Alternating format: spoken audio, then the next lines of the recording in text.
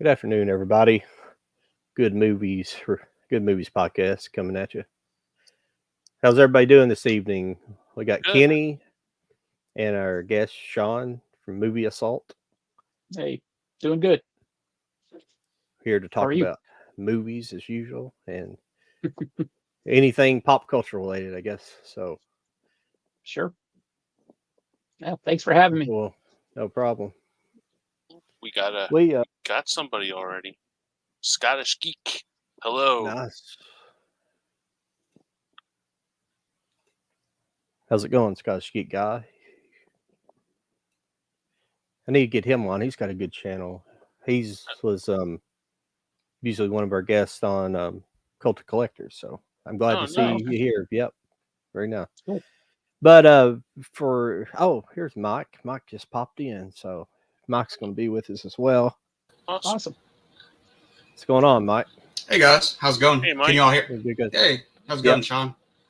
Hey, good to see Hey, you, Mike. Kitty. Hey, Kitty. John. Hey, how are you? Hanging in there, man. How y'all doing? Good.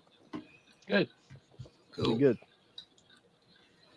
Well, this week we tried to, me and Kenny, when we first started talking about doing the channel, we talked about like each week maybe we try to focus on a few movies and I kind of wanted, I like just kind of just sitting around and kind of bullshitting about movies most of the time, just anything, whatever comes up, but kind of focusing on a few movies. And, this week we were going to talk about, I don't know if everybody watched, I know Sean didn't watch everything, but we're going to be watching, we're talking about a little bit about No Hard Feelings and Live, Repeat, Die. Is that how it goes? Yeah. Edge of Tomorrow. Edge of Tomorrow. Yeah, Edge of Tomorrow is a movie. Now there It's like was the some tagline. controversy. Yeah, there's some controversy about if they actually changed the name of the movie to that. Yep. And I don't know if it ever officially was, but I never. There's nothing on the special features about it on the Blu-ray, so they don't talk about it. So I assume it's just Edge of Tomorrow. What's guys, the name I'm of the last movie, Kenny? A Little Help with A Little Help, Jenna yes. Fisher. Okay. Hey, I'm gonna grab my glasses. I'll be right back. All right. Okay. Are we on yet? Or- Yeah, Yes. we're on. Oh, Yes, sir. okay. We're live, baby. I'm tardy, I guess. That's all right. I was a little tardy myself, but I'm a little tarded myself. That's a better explanation. So, oh, A little. yeah. I bit guess about while we're waiting Sean. on Mike to get started, so yeah, a little bit. Yeah, let's talk about you a little bit. I'm a little, for some reason, rusty. I shouldn't be rusty, but kind of what did you do to get into collecting movies? How long you been collecting movies, and kind of the whole 9 yards with movie collecting? I've been a movie fan since I was a little kid. My dad got me into watching movies. We used to sit around and watch like The Good, the Bad, the Ugly, and all that kind of stuff. And he was just a big movie fan. And as far back as I can remember, I always wanted to track like what movies I was watching. And this is way before the internet because I'm an old man. So uh, around the time that VHS and Beta were hitting, it was $100 to buy a movie, so I didn't really collect anything, but I used to tape stuff off the TV all the time.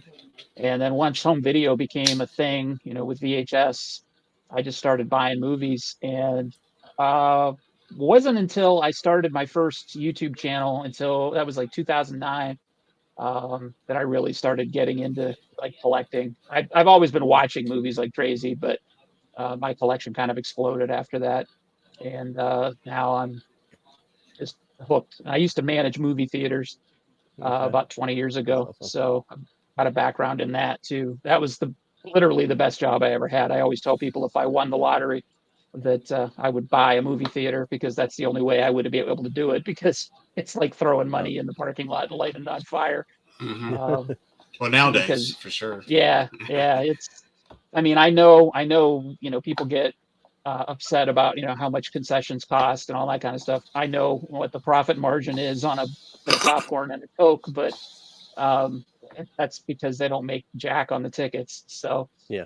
um, It used to be very expensive to rent the movie from the Mhm. distributor. Like, especially, I don't know how it even works today with the digital, where it's just digital.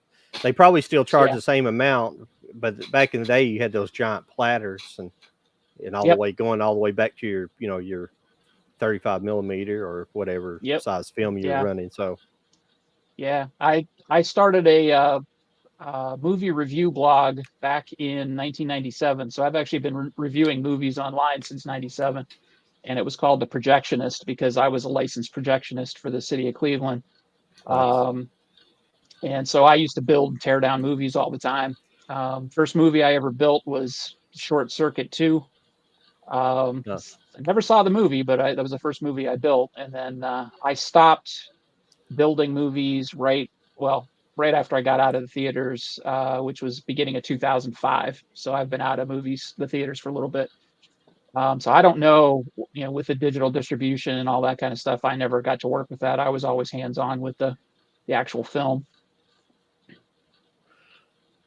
yeah, I've never done that before. I always had an interest in it. I had a distant friend. He was a few years older than me. He was good friends with some of my closer friends, and he was a manager. I think he was a projectionist actually for Cinemark here locally. Mhm. So back when we were in high school, so I kind of knew a little bit. Like he used to talk about it a little bit, but I didn't. I wasn't like real close to him. But I always kind of wanted to do it. I just never.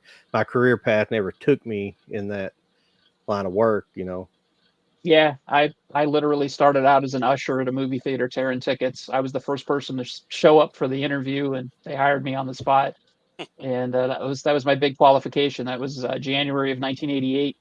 And then 6 months later, they asked me if I wanted to be a projectionist. So and I became an assistant manager and then a manager.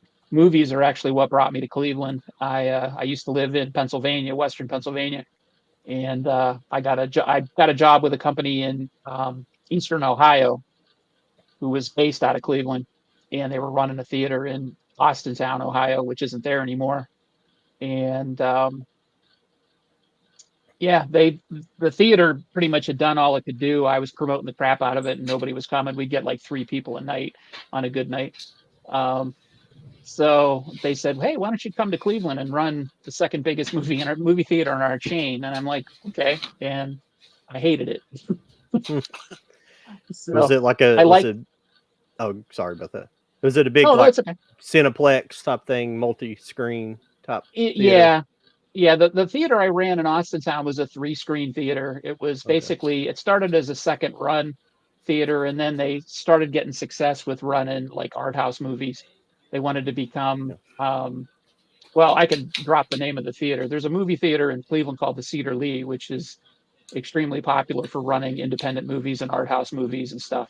Um, and the guy who Nice. founded the Cleveland International Film Festival, he ran a company. I think he still does, called Cleveland Cinemas, and they Okay. ran this theater that I worked at in Austintown. And then Hmm. I went and moved to Cleveland to work at a movie theater called Shaker Square Cinemas that they don't operate anymore. But yeah, the theater that I ran in Austintown was a 3-screen, and then the movie theater that I took over in Cleveland was a 6-screen. But it was all mainstream stuff, day one, brand new movies, and it was all you know people coming in because there was nothing else to do. So we weren't attracting movie fans. We were just bringing people in off the street who didn't have anything better to do.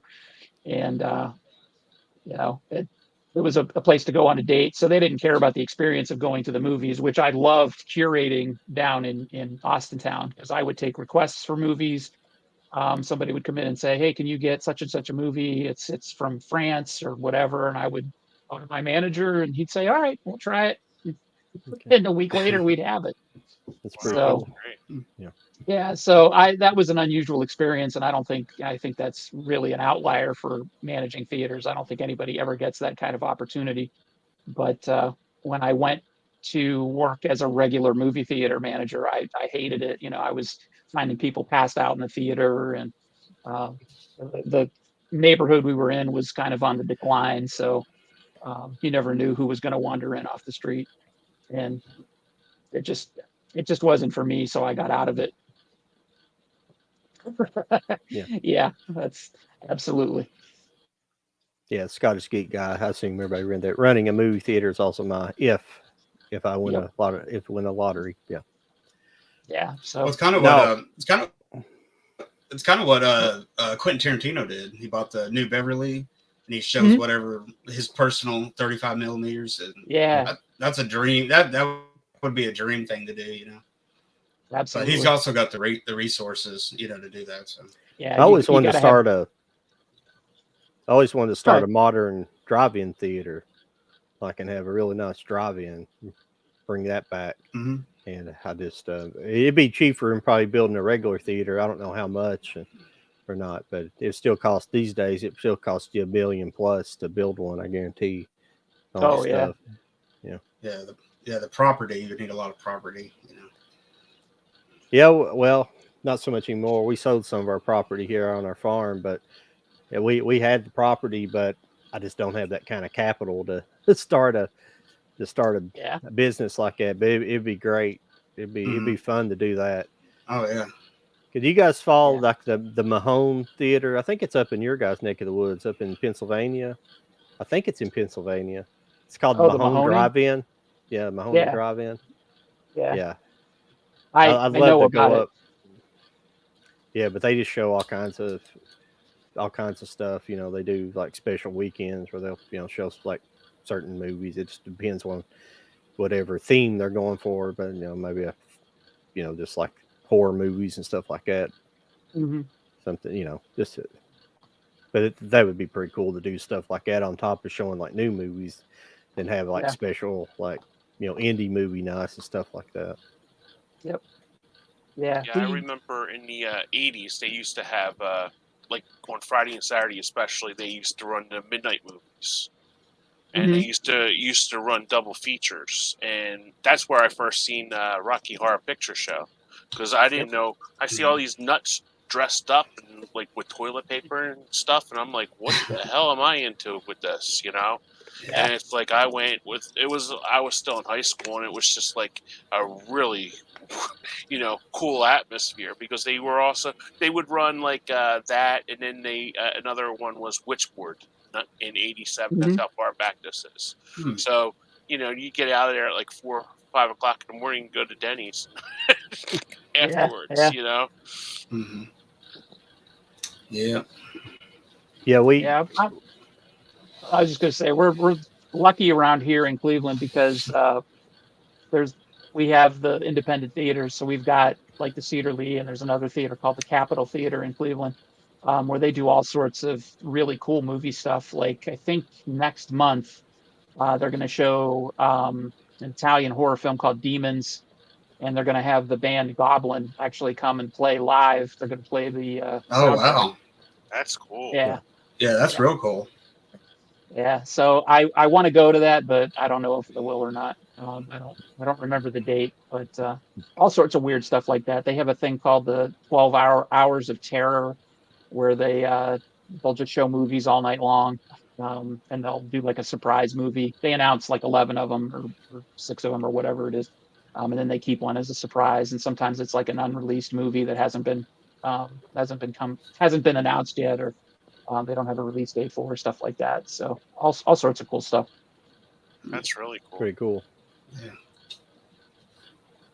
That's awesome. Yeah, I wish they would do that now in movie theaters, because like with the strike and all that, you don't know how long the features are going to be coming out, and it's like I think that would be kind of neat to have like old movies, like horror movie, like I have a horror night on Saturday, or like a family Sunday, where you just play like Back to the Future or Clue, or some of the like 80s stuff, or like action Saturday afternoons, and have like Terminator and Commando in the theater. I would go to that. Yeah. Mm-hmm.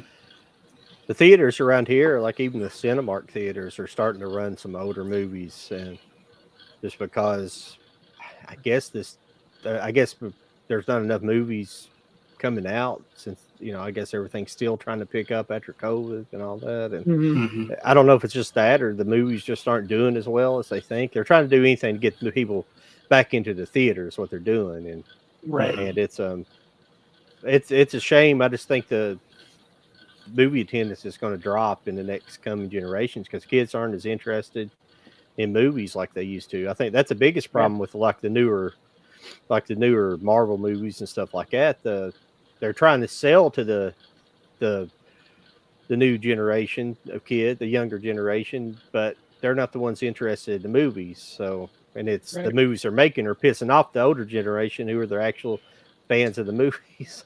Yeah. Yeah. Yeah. It's very weird to me. I was talking to a coworker, and she asked me, she said, "Why do you think older movies are dying?" And I was like, "Well, you got to kind of give me some context around that. Why? What do you mean?" And she's like, "Well, younger people aren't interested in watching movies anymore." And I really wasn't aware of that because most of the people that I talk movies with are, same age as me, like you guys and other people who are in the same demographic. And I guess, well, yeah, I guess I kind of live in a bubble, or I talk to the same people or same kind of people as me. So I never really asked any young people why they won't watch a movie in black and white, or why they don't care about a movie that's 100 years old. And it's just, but I can't understand the current generation who'll sit and watch somebody play a video game on their iPad. I don't get it. But Yeah. I wasn't raised that way. I was raised with TV and black and white movies, and always watching movies. And if you're bored, that's what you do. You put a movie on. Yeah, it's like kids don't even watch sitcoms today. They don't even know what it's it's really crazy. I mean, there's one guy on here that has more viewers than any of us our channels. Okay, and he refuses to watch black and white movies because he thinks it's a sin that they didn't have color. I'm like, dude, it's the 30s and 40s. What did you want them to do? That's how they made movies. It's a sin that they didn't have. And man, and some of those, especially back in the day, when they were making those movies, those cinematographers got so good at black and white too. There's some beautiful black and white movies. I mean, oh yeah, all the film noir. You watch all the film noir stuff, and those cinematographers base shots on the shadows that they can get from the, and it's just like these people that don't like to watch black and white are missing out because that's how they were shooting them. The director would line up a shot just for that. I mean, I remember watching a biography on Orson Welles, and he shot like the third man when he's coming up the steps.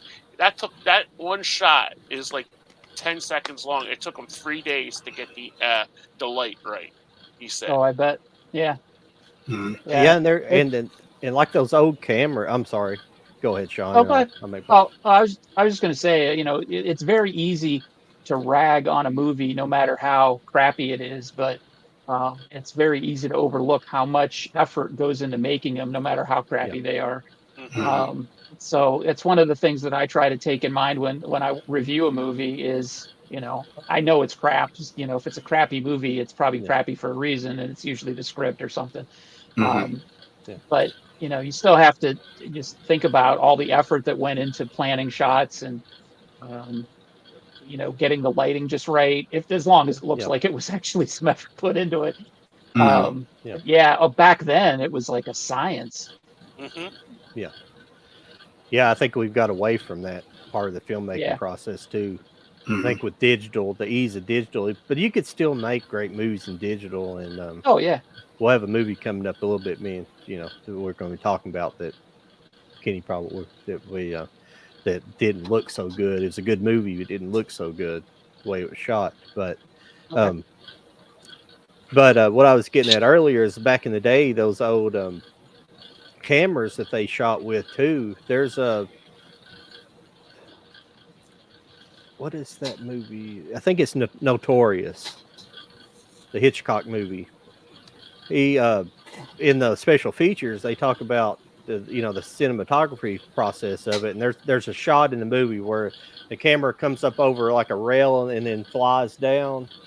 And back in the day, the cameras, like the modern camera, like if you look through the scope of the camera, if you look through the finding scope, that's where your frame was. Back in the day, they weren't like that. Mhm. You had a spotting scope, and then you had like you had Yeah. another lens. You had a spotting lens. Excuse me, a spotting lens, and I'm thinking telescope scope, but I'm thinking Viewfinder. but they had a viewfinder and another lens, and like when you had to know where the camera was going to be, because after you turn the camera on, only that viewfinder that was offset to the actual main Yep. the main Hmm. lens of the camera was off, so you knew had to know where the camera was. It wasn't just like you could look and know where it was. You had to know how to set that frame, that shot, had to frame that Hmm. shot. It was crazy Yeah. thinking of that, and they did some insane cinematography back in the day. That movie alone is just amazing. You know, that's one of my Hmm. favorite Hitchcock movies. Is Notorious, Hmm. and it's just it's just a lost art, I believe, because we've taken technology for granted, and some you know, some filmmakers haven't, like Tarantino. He still shoots on film, and a few others, but for the Hmm. most part.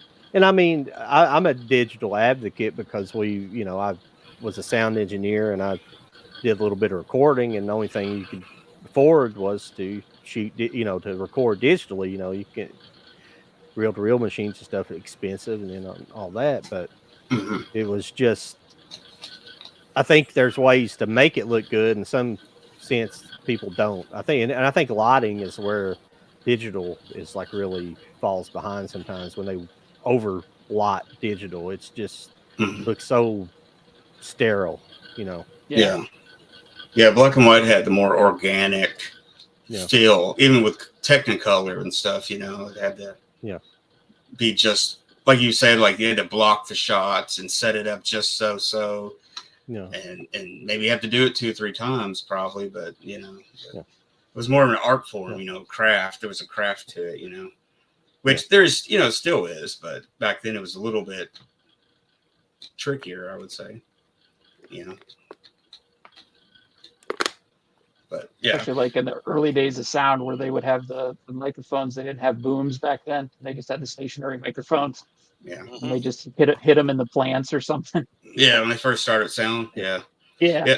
Yeah. Like Yeah. last week, I started watching a bunch of movies by Joseph von Sternberg, which, you know, he made like Marlena Dietrich a star and stuff. And his films are just like beautiful, like you were talking about, like, um, cinematography and all that. And I think one of the movies he actually directed it and photographed it. Um, but they're amazing looking movies. So Is it Hollywoodland that came out? Is that the name of it that came out recently? With Ben Affleck, that came out years ago. No, yeah, that's oh, Hollywood. What's the movie with it's on the La tip of La my Land. no, Are the same you talking about director. the Terran? No, the Oh, same director as La La Land. He directed oh, Babylon. Babylon. Babylon. Yeah, excuse me.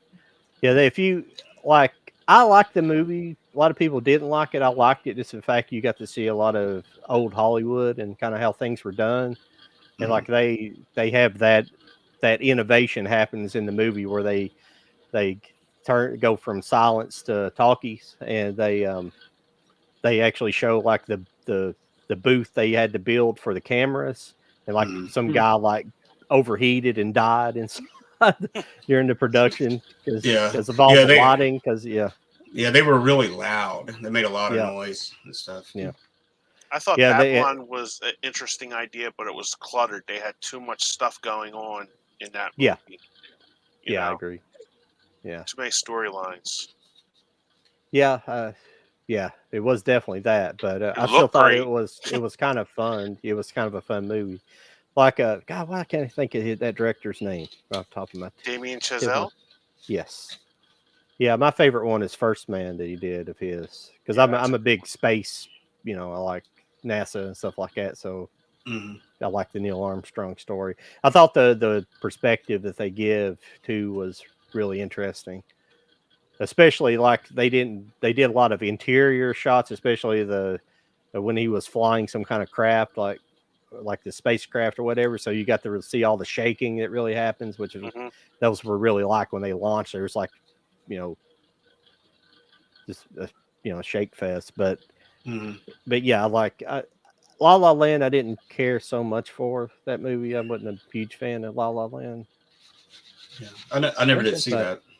Yeah, I think that's the only one of his movies I've seen so far. I have First Man, I just haven't watched it yet, and Babylon I haven't seen yet. I've heard mostly negative things, but if it's about as focused on movie production as I've seen or heard, yeah. I think I'll find it interesting.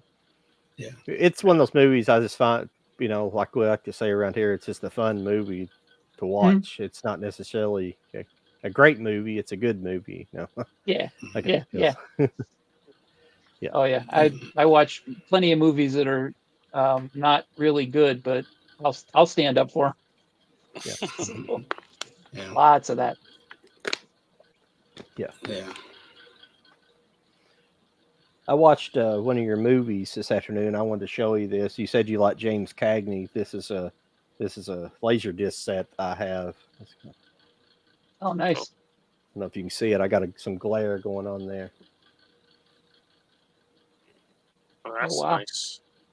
Yeah, That's pretty cool. Yeah, I don't have any of those. Wow. No, I got G-Man. Yeah, I got G-Man. Yeah. I don't know if I have Really another cool. one of his sets. Seems like I have another set of. No, I think I have another double set on there. I think one of them's called Blonde Crazy. Is that the name of something like that, Mike? Yeah, Blonde Crazy. That's one of them. That's really good. Yeah, yeah. I think it's got what's her name in it? Joan Blondell. Yeah, she was really good. I think that's the one where. Yeah, there's another movie too. It's real good about him. He's like a gangster at the beginning, and then he goes and then he basically gets ran out of town, and they leave and go. His whole gang goes to Hollywood, and he ends up being a famous actor. Yeah, and they kind of try to come back after him in the end. That's a good movie. But Blonde Crazy is the scene where he literally the girls just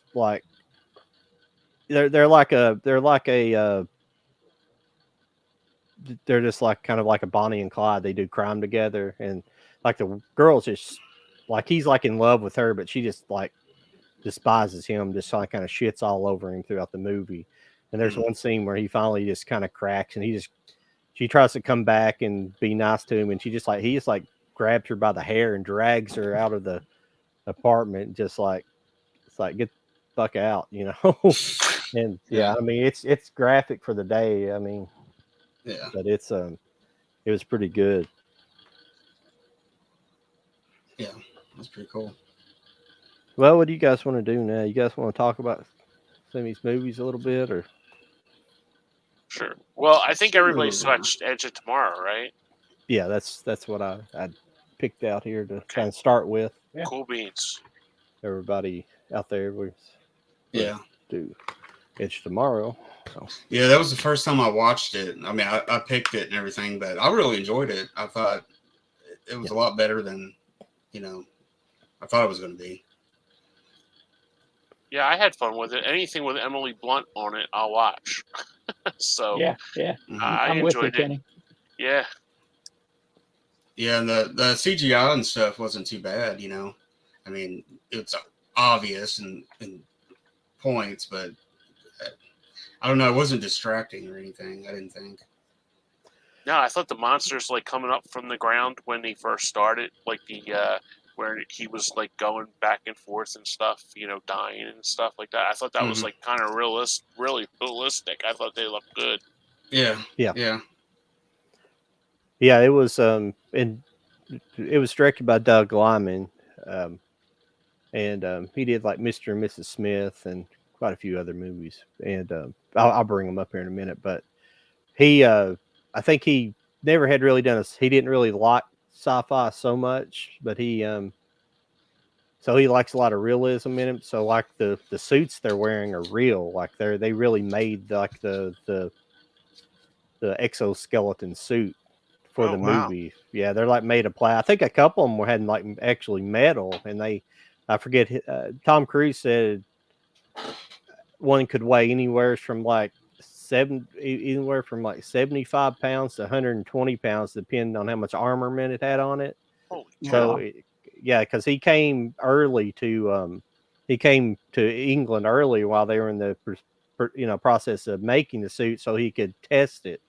And he would run around with his suit on like all day long. Like he's like such, a workhorse, and it was crazy. Like Doug Lineman he would training all the time with his like tennis coach, so he could be in really good shape just to keep up with Tom Cruise during the production of the movie. Like he basically challenged all the actors to like work at his rate.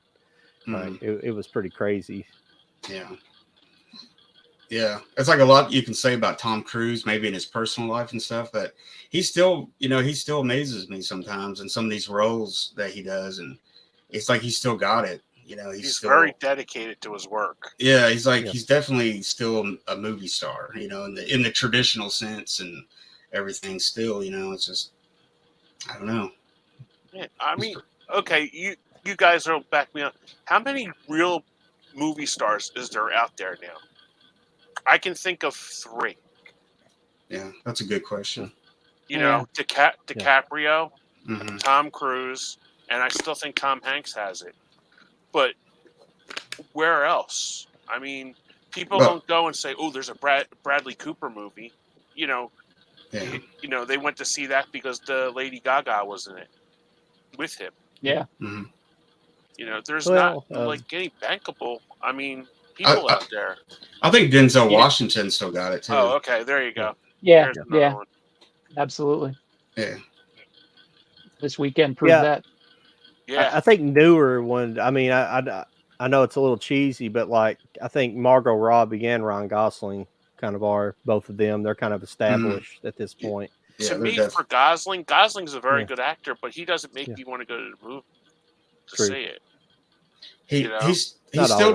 He still doesn't seem like he's altogether a star. You know what I mean? Yeah. He seems like he's maybe second, third build person.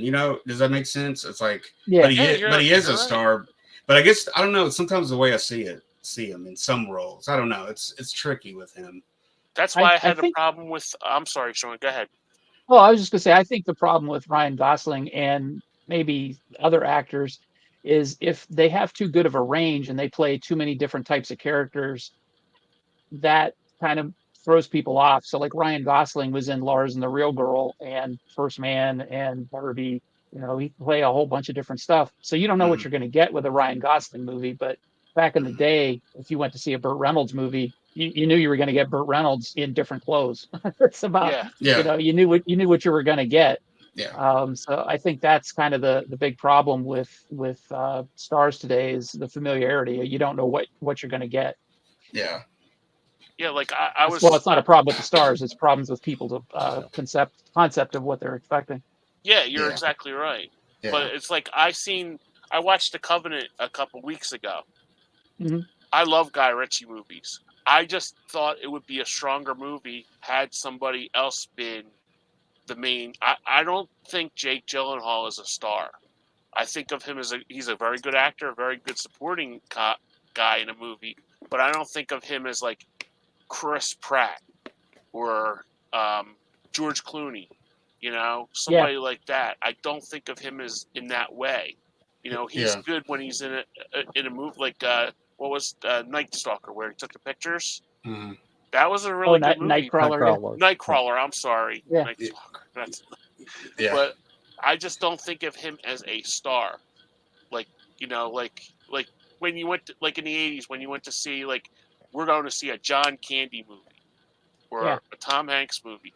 It's like, okay, kids, lather up. We're going to go see a Jake Gyllenhaal movie today. I don't get that with him. Yeah. And I think there's a lot of that. But not all. A lot of that comes with people. Always, they don't want to get typecast.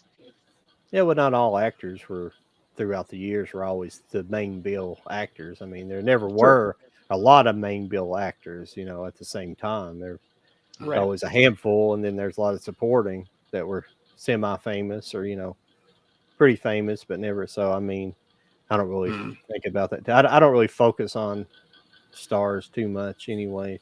I'm more of a director kind of guy, but still, I don't really think about that too much.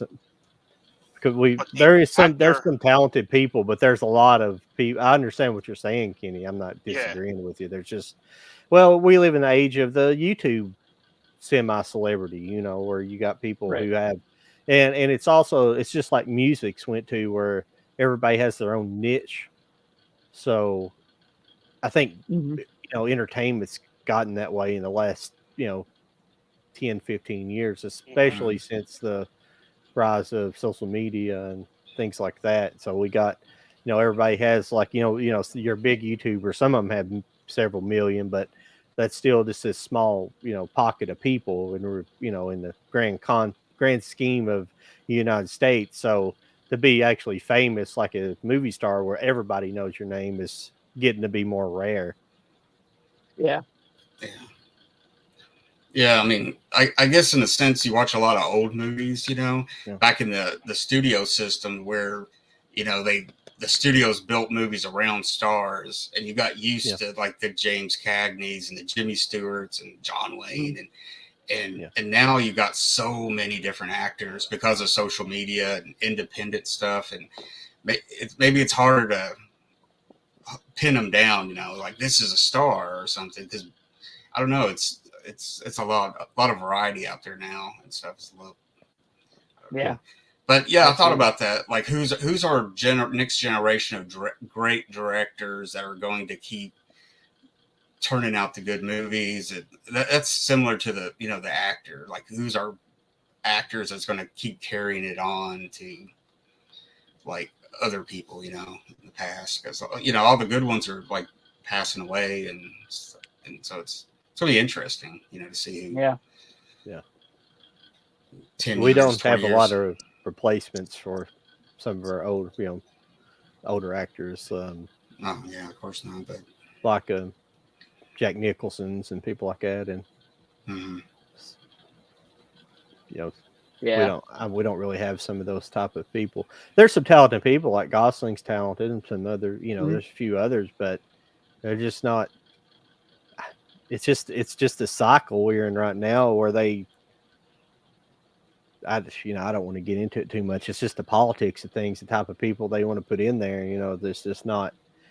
It's like a lot of under industries. They want diversity hires and not hire the best qualified person for the job, type of thing. And I don't want to get into that, but it's just that's the best Yeah. way to explain it. Well, do you And think like Barbie's the number? I'm sorry, Sean. Barbie's the oh, number one movie like ever. Okay. Do you think they went to see it because of Ryan Gosling and who's the girl in it? Margot Robbie. Margot Robbie. yeah. Okay. Do you think they went to see that, or was it the Barbie brand? I I would say because my wife was a huge Barbie fan, she couldn't wait for that movie to come out. There you go. Okay, so she knew about, played with the toy when she was a kid. She was super excited about it. She was super excited about the kind of play they did on it. Sort of a little bit of subversive stuff with the um, the character, becoming uh, self-aware as a toy and going into the real world and all that kind of stuff. But that's kind of leading into what I was going to say is that movies these days, it's less about the story or the director or the actors, and it's about the intellectual property they can base a cinematic universe around. Yeah. So Barbie hits and is a huge hit for all the reasons that, I said my wife was interested in going to see it. And now what are they going to do? They're going to make 15, 20 toy movies without trying to get the same kind of intelligence behind it or same kind of wittiness behind it. They're just going to Mhm. throw tons of toy movies out there. So, are we going to get Tonka truck movies? We're getting a Hot Wheels movie. Yeah, yeah. maybe Yeah, we're maybe getting a Hot stomp Wheels. maybe stompers or something. Yeah, That'd be cool. I was Oh, yeah. thinking that. Yeah, that brings me Yeah, back. Yeah, yeah, Stompers. yeah. I They're love those. definitely making a Hot Wheels movie. I forget who's attached to that project too. I'm interested in seeing that because I'll buy a few Hot Wheels even to the day, here and there, Mhm. Oh, yeah. So, but Well, I was gonna say I shot a video the other day. Haven't released it yet, but it was kind of based around Star Wars came out, and then all the studios kind of jumped on the bandwagon, and everybody had Yep. their Disney had like the black hole and Mhm. so on and so on and stuff like that. And each one just kind of got more watered down, before you knew it. And just, but, and Yeah. it still wasn't as good as the original, what they kind of based it on. So, but Yeah. there'll probably be like 6 sequels to the Barbie movie or something, or there'll be some random doll that wasn't that popular or something. And The Skipper movie. Yeah. Skipper and, Mhm. something like that. But who knows? I mean, I remember there when like the GI Joe TV series came out and the Transformers. Everybody was, the media was all up in arms about, oh, they're just making these television shows to sell toys, and now Mhm. it's you're making movies about toys to sell tickets. So it's yeah, what goes around Well- comes around, I guess. yeah. Well, I know Kenny's seen the Transformers movies as I have, Yeah. and Mhm. I don't know if you guys have seen it or not. I haven't I've seen seen a the few of them. I haven't seen the Okay. newest one. I haven't seen the last like 3 that's come out. Yeah, me too. Well, at the end, I did spoil it for you. At the end, it's not really a spoiler necessarily, but at the end of the Rise of the Beast, the new movie, they actually have a tie-in with the Transformers to GI Joe. Like it's like, Oh, really? yeah. And a lot of people would cringe over that, but if you know Transformers from, at least I do, from my childhood, is like it's kind of supposed to exist in the same universe because there was actually like there was some crossover there back in their cartoon. It wasn't much, but like there would be like a newscaster or something like that, but they would be in both Transformers and both. So there's some like it, I don't think it was ever an official thing, but there was some behind the scenes things where like, these are like exist in the same universe. So I think that would be an interesting concept if it was done correctly. The last Yeah. Transformers movie was for the most part not that great. So, Yeah. and I like the Bumblebee movie. You guys both definitely need to check out. The ones before that were all right. Not so They're much. not terrible, but they're just all right. Yeah. They're about on Yeah, I par think with the Rise of the Beasts. I Yeah. stopped watching Yeah. like three in on Transformers. I think Dark of the Moon or something like that was the Yeah. last one I went to see. I Yeah, personally think the Wahlberg movies are slightly better than I think Mm. the human element's slightly better, not much, but slightly better than Shia LaBeouf stuff. Yeah. Yeah, I think the first one with Mark Wahlberg, I call him Marky Mark. I still call him that too, Mike. Yeah. Don't worry about it. Whatever that first one was, that was the last one I saw of the series and stuff. And then back in the 80s, they did have in the comic books the crossover with the GI Joe and Transformers. So and they've been talking about that for years, and they've tried toys even crossover and stuff. So Yeah. So they might do it well. I mean, the G.I. Joe movies, when they came out, were, big disappointments to like G.I. Joe fans and Snake Eyes and all that stuff. But I mean, maybe they'll get it right. I don't know, but I thought the second one was a lot better than the first. and And it was a little bit better or whatever. But Of the G.I. Joe movies? yeah. Yeah. Okay. Yeah, it was it Rise of Cobra, the second one that came out or something like that? Yeah. Yeah, Rise of Cobra. Yeah. I thought it was a little bit better. Go ahead, John. No, that's all I was saying. No, I thought they were trying to turn it into like a Fast and Furious franchise for what I thought anyway. Yeah. It's kind of like that in a way. Yeah, to me, it just seemed like a generic action movie with a lot of CGI. I only saw the first G.I. Joe movie, and I was not a huge fan of the cartoon back in the day because I was a little too old. I was in high school when that came out. Yeah, same here. Yeah, so I didn't watch it, but I had friends that did, and I knew a lot of people really enjoyed it. But my G.I. Joe was the big 12-inch guy with the beard that looked like he came out of Vietnam. The afro. Yeah, exactly. Yeah, that was my G.I. Joe. Yeah. So. Yeah, I was like 7 when I was the target audience when that came out. The toys, everything, like 1982. So of course I was into that and stuff. So. Oh yeah.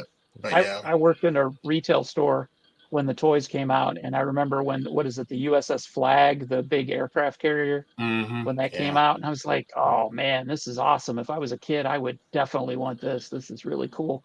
Yeah, you can't believe how much they're worth now. And like Oh, back I can then, imagine. I mean, back then as a kid, you thought it was so expensive, but it was like maybe $200 or something. But now they're like, you get like $8,000 or something for one. Or just even more than that. That's low price. But That's insane. yeah, there's some grown up kids with a lot of money nowadays and buying all that stuff that they couldn't get when they were kids. Yeah. Yep. Which I still can't afford all of that stuff. I did go back and buy some retro toys that I didn't get when I was a kid, but yeah, some of it's just too crazy for me. Yeah. I don't have anywhere to put that stuff. I sold off. I had Star Wars figures from the 70s that I kept up until like 99, and I sold them as a lot. I probably could have gotten a lot more for them now. But I sold the 12-inch figures for like 200 a piece. Oh wow! And then I had a whole Darth Vader case of the little figures that I sold for 500. Oh man! And Yeah. I used it to buy a computer because I was an adult now. Yeah. I did stuff like that too. I think I sold a bunch of like stuff I had to put towards my first car and stuff like that. And, sold my first guitar for something, to put towards something. And it just, it's like, why did I do that? But it made sense at the time, but it just, Yeah. Yeah, don't look back on regretting that, because I don't regret it with the computer and all that stuff. You needed it at the time. Yeah. I don't know how much I needed that computer, but I really wanted to play Quake. So yeah. Well, that's cool. That was cool in '99 though, and computer technology was getting really good then. Internet and everything then. So I worked. Go ahead. I was going to say I worked for a computer company at that point. So I was building and repairing computers and stuff, and so my whole life was wrapped around computers, and so that's what I was into at the time. Mm-hmm. So yeah, Star Wars was destined to be in my life for a lot longer than the computer stuff was, but that's all right. Yeah. Well, you held on to him for a while though. Yeah. If you think about it. Yeah. So to get back to the movie Edge of Tomorrow, what do you guys think about the concept for this movie? The kind of the Groundhog Day of alien sci-fi movie. I mean, I liked it. I thought it worked. I thought it was pretty cool. The whole concept of it, especially how they kept having to go back and learn. It was like playing a video game. Playing. Yeah, a new shooter. It reminded me of that. Yeah, like a video game. Where you go back and you progress only a couple inches and die and restart and keep going, working yourself a little bit further forward. And, that's it. Yeah. It was really cool watching that play out. And then like they would cut to a certain point in the movie and you would find out they'd done that like 10 times and that scenario never worked out. And, it was, I liked it. I really enjoyed it. That's probably the second time I watched it, and the first time was like probably back when it came out, and it just was. It was enjoyment watching it again. So, I think if there might be a 4K. I think the 4K might make it even sharper. I think it looked maybe have an edge on it a little bit, but I mean I have the Blu-ray of it, and I thought it looked really good and sharp, and but yeah, it was kind of cool to see Tom Cruise. They were calling him a coward and stuff, but I didn't see him really be a coward. He just this wasn't his gig, but then he got so good at it, and everything. No, it was a pretty cool concept. I mean, in the beginning, you could see it going like, well, this is Groundhog Day or something, But then it gets better. It gets really edgier, and it never slows down for a minute. It just keeps. It's just on your edge of the seat, and I thought it was really good. I mean, it's on the edge of tomorrow. Yeah, it was on Edge of Tomorrow. Yeah, you were I- talking earlier about the name, and I really think that's had a big part in sinking the movie at the box office, because you hear that and you think it's some crappy soap opera. You don't think Live, Die, Mhm. Repeat. Hmm. That gets my attention. I think that was the original story's name, wasn't it? Live, Die, Repeat. I think so. Well, if you look at the Yeah. Blu-ray case, it's got Live, Die, Repeat really big, and it's Yeah. got Edge of Tomorrow really small down there. Yeah, So it is kind of confusing, but yeah. I think they learned their lesson from the marketing of the film at yeah. theaters and tried to reinvigorate it when it went to home video. But yeah, I Mhm. really think that if people would have gotten a chance to see the movie, I think it would have been a big hit. But I think people just avoided it because of the name. Yeah. Confused or People were Yeah, something. fickle. and I like Bill Paxton in this movie too. Oh yeah, He- yeah. That he's that good. was a nice surprise. I see, because Yeah. I didn't look who was in the movie. I just knew Tom Cruise and Emily Blunt, and then he shows up, and I'm like, wow, man. That wasn't. I Well- guess that wasn't too far before he passed away. Well, I do have some criticism. Like he was supposed to be from Kentucky, and Oh, I don't yeah. like that bullshit accent they put on him because people in Kentucky don't sound like they were. They don't sound like they were No. in Gone with the Wind. It's like I mean, it's like I yeah, have know, a country right? accent, but I don't sound like that. I don't sound like proper country. Like Gone with the Wind. Like I don't sound like that. Well, see, I live in, I'm in That sounds Kentucky dumb, too. so, Yeah. yeah. I'm in Kentucky too, but it's like, Yeah. man, pick on Alabama for a little bit. Yeah. Why does Kentucky always get picked on? We're just that little state, and everybody, Eastern Kentucky ruins it all. Yeah. Well, that accent just was not accurate for. It's not even accurate for anywhere in the South. That's like a phony, like 30s. It's like almost the mid-Atlantic version of a country accent, like Yeah. a Southern accent. It's almost like that. It's like a dramatic reinterpretation of a Southern accent. Like I mean, it was like a Gone with the Wind accent. That's what it was. That's what he sounded like. We don't sound like that here. I mean, it wasn't necessary. It wasn't that necessary. I mean, No. I don't think it gave his character any more depth No. or anything. It's just, No. it's just. and a lot of people don't have an accent here. Some people don't have it. If you grew up in the cities and stuff, you don't really have much of an accent. But I You grew up don't in hear kind of it. the That's it. country. Well, it slips I out do. sometimes, but Well, I do, but I hear other people talk, and I can hear Mm-hmm. country accent. Like I can hear it. My mom's and dad's even more. I can hear it from them. They're even more country sounding than myself. And Mhm. yeah. So That's like here in Philly, we have like 4 different accents. You have the Rocky, hey yo, Mhm. and you got where I am in Delaware County. It's like we're going to the Wawa, get a hoagie, so Yeah. sort of that. And then you got like the regular Philly, like, are you kidding me? Like kind of like Italian, like Philly. Like you go to South Philly, that's a totally different country. Mhm. Yeah.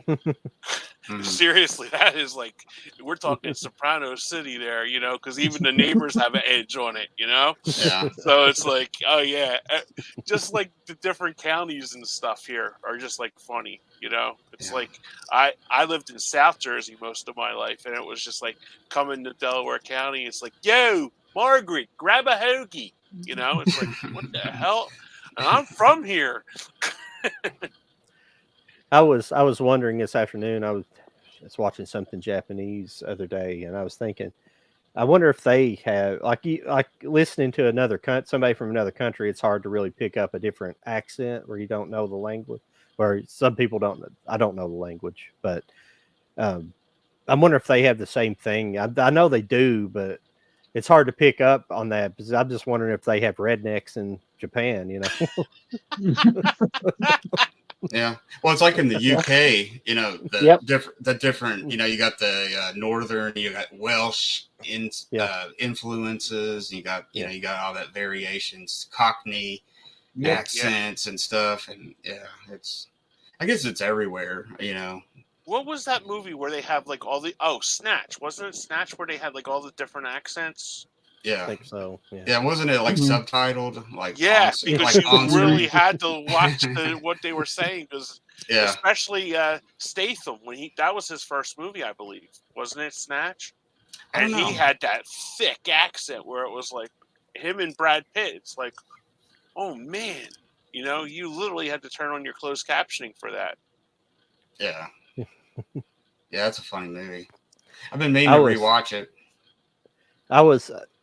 This isn't something we were prepared to watch, but throughout I like to kind of sprinkle in like new stuff we picked up, and we were talking about transfers, and this Sleepy Hollow was it transfer to 4K was this Oh, is that's nice. insane. Yeah. But Yeah. here's the crazy thing about this is a steelbook, okay? This is the first one I've seen like this, and if somebody else out there has seen another steelbook like this, but this is it's like a digibook steelbook. Oh wow. It doesn't snap open, it just opens up, and then it's got actually a copy of the Sleepy Hollow book built into it. That's interesting. And then the disc That's is cool. Yeah.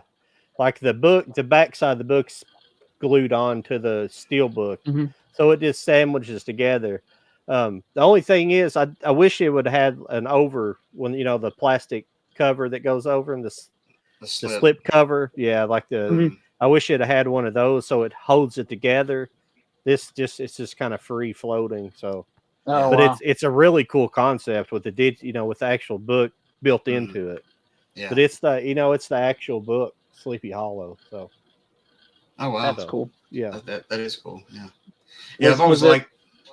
Was that a wide release like that, or was that like an exclusive to a store? I just saw that on the Horror Punks channel, Instagram today, and I wasn't even I wasn't even aware that it was coming out. Best Buy, I guess, came Okay. out this week. Yeah. They on Amazon it looks the same. I don't know if it's a steelbook, but it's the Okay. same artwork.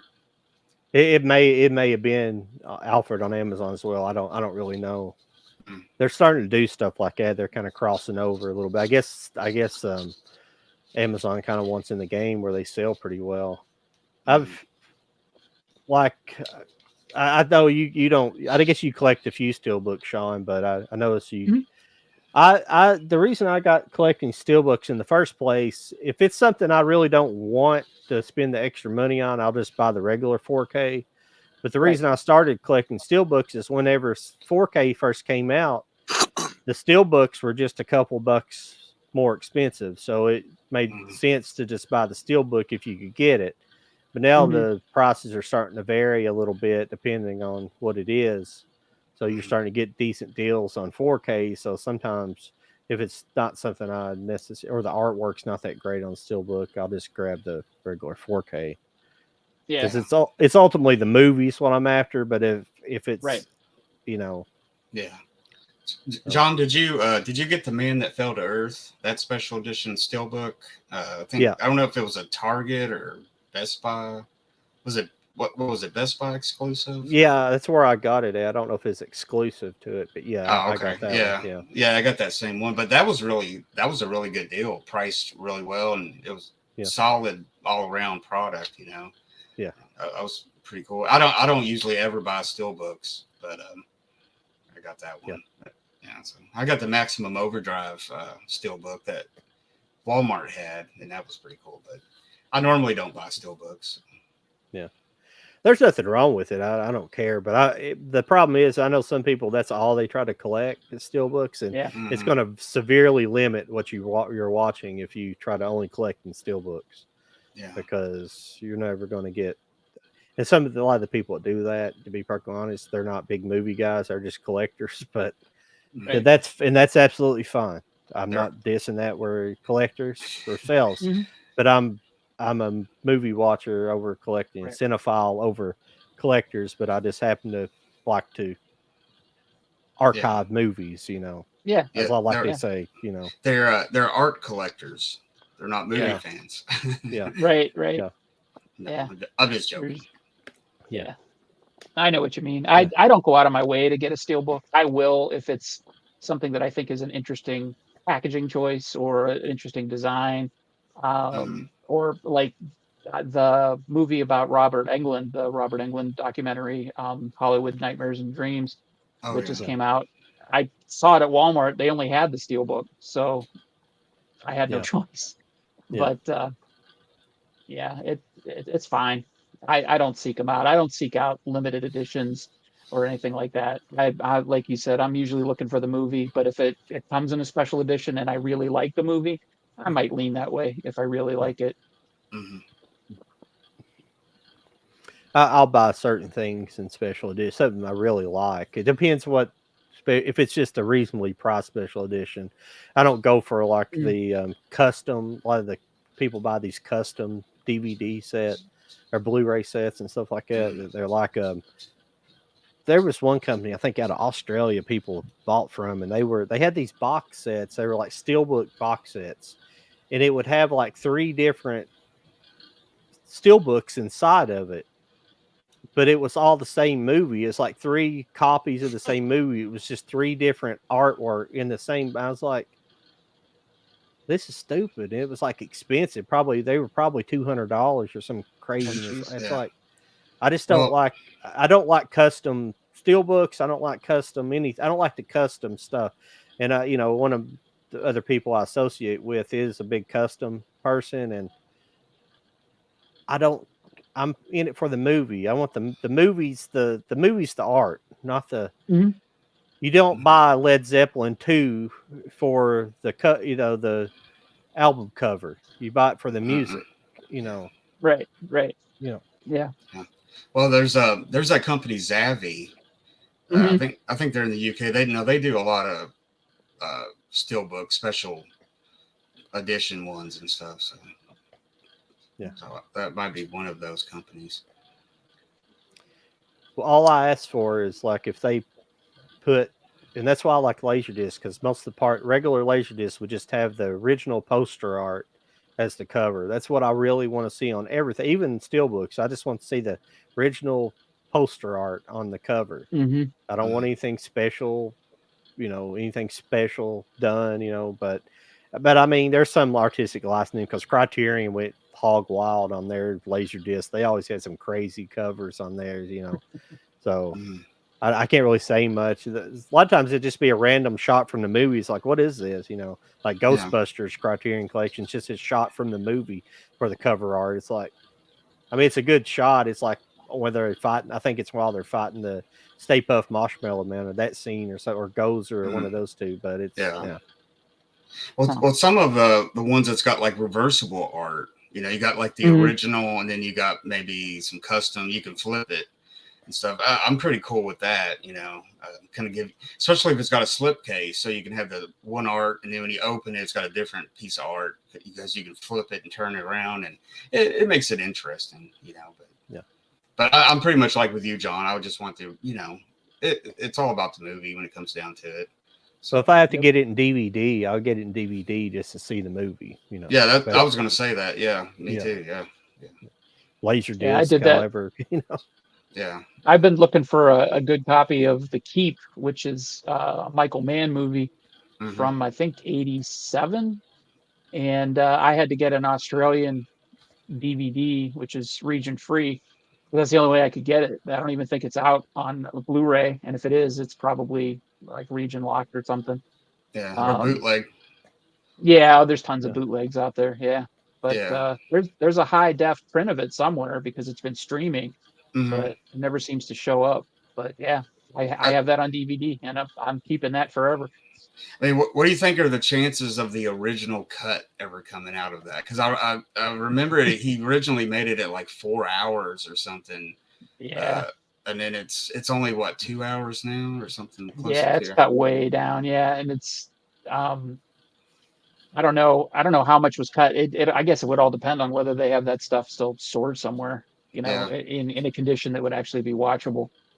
He's kind of disowned it though over the years, which it's not that bad, but it's definitely not the best Michael Mann movie, but it's not horrible, No, not at all. It's definitely way different than the book. The book is much better than the movie, but I still like the movie a lot.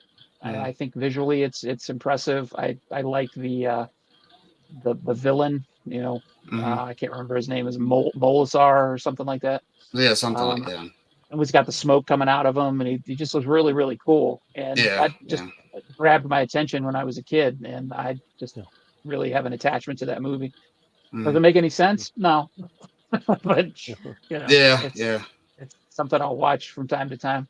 Yeah. That was kind of part of that. You know, they cut it up so bad that, you know, it kind of lost some stuff, but I don't know. I like it because I know Mhm. it's on Laserdisc. Like everybody was going for that letterbox Laserdisc of it. It was like the only official thing for so long, and it was going for high dollar on online and stuff. And I got a copy on DVD, and it might be that Australian one you're talking about because Mhm. it looks pretty decent. It's not high definition, but it looks really good Yeah, transfer wise. I'm happy with it. Yeah, yeah, me too. Yeah, but yeah, they butchered it. Yeah, I was watching somebody last night was some YouTube channel like I came across. They were talking about Superman 4, The Quest Mm. for Peace, Oh and Lord. original, yeah, which is not a great movie by any stretch of the imagination, but apparently it was cut. 45 minutes of it was cut out, Mm. and then people were complaining that there wasn't any continuity to it. Yeah. Well, yeah, you cut that much out of a movie, make it an hour and a half. It's literally half the movie that you cut out. How are Yeah, you expecting anything to come out of that? And that I never knew that. I never heard that before. I mean, the movie is crappy for a number of reasons, but you know, Yeah. that certainly isn't going to help things. So when they Yeah. monkey with movies, you know, based upon the changes that they want to make from the studio's perspective, I don't get that.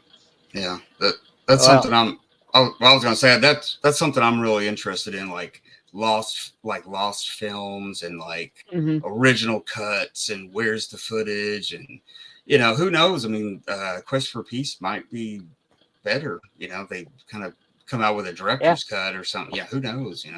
yeah. Might I, make it a I, little bit better.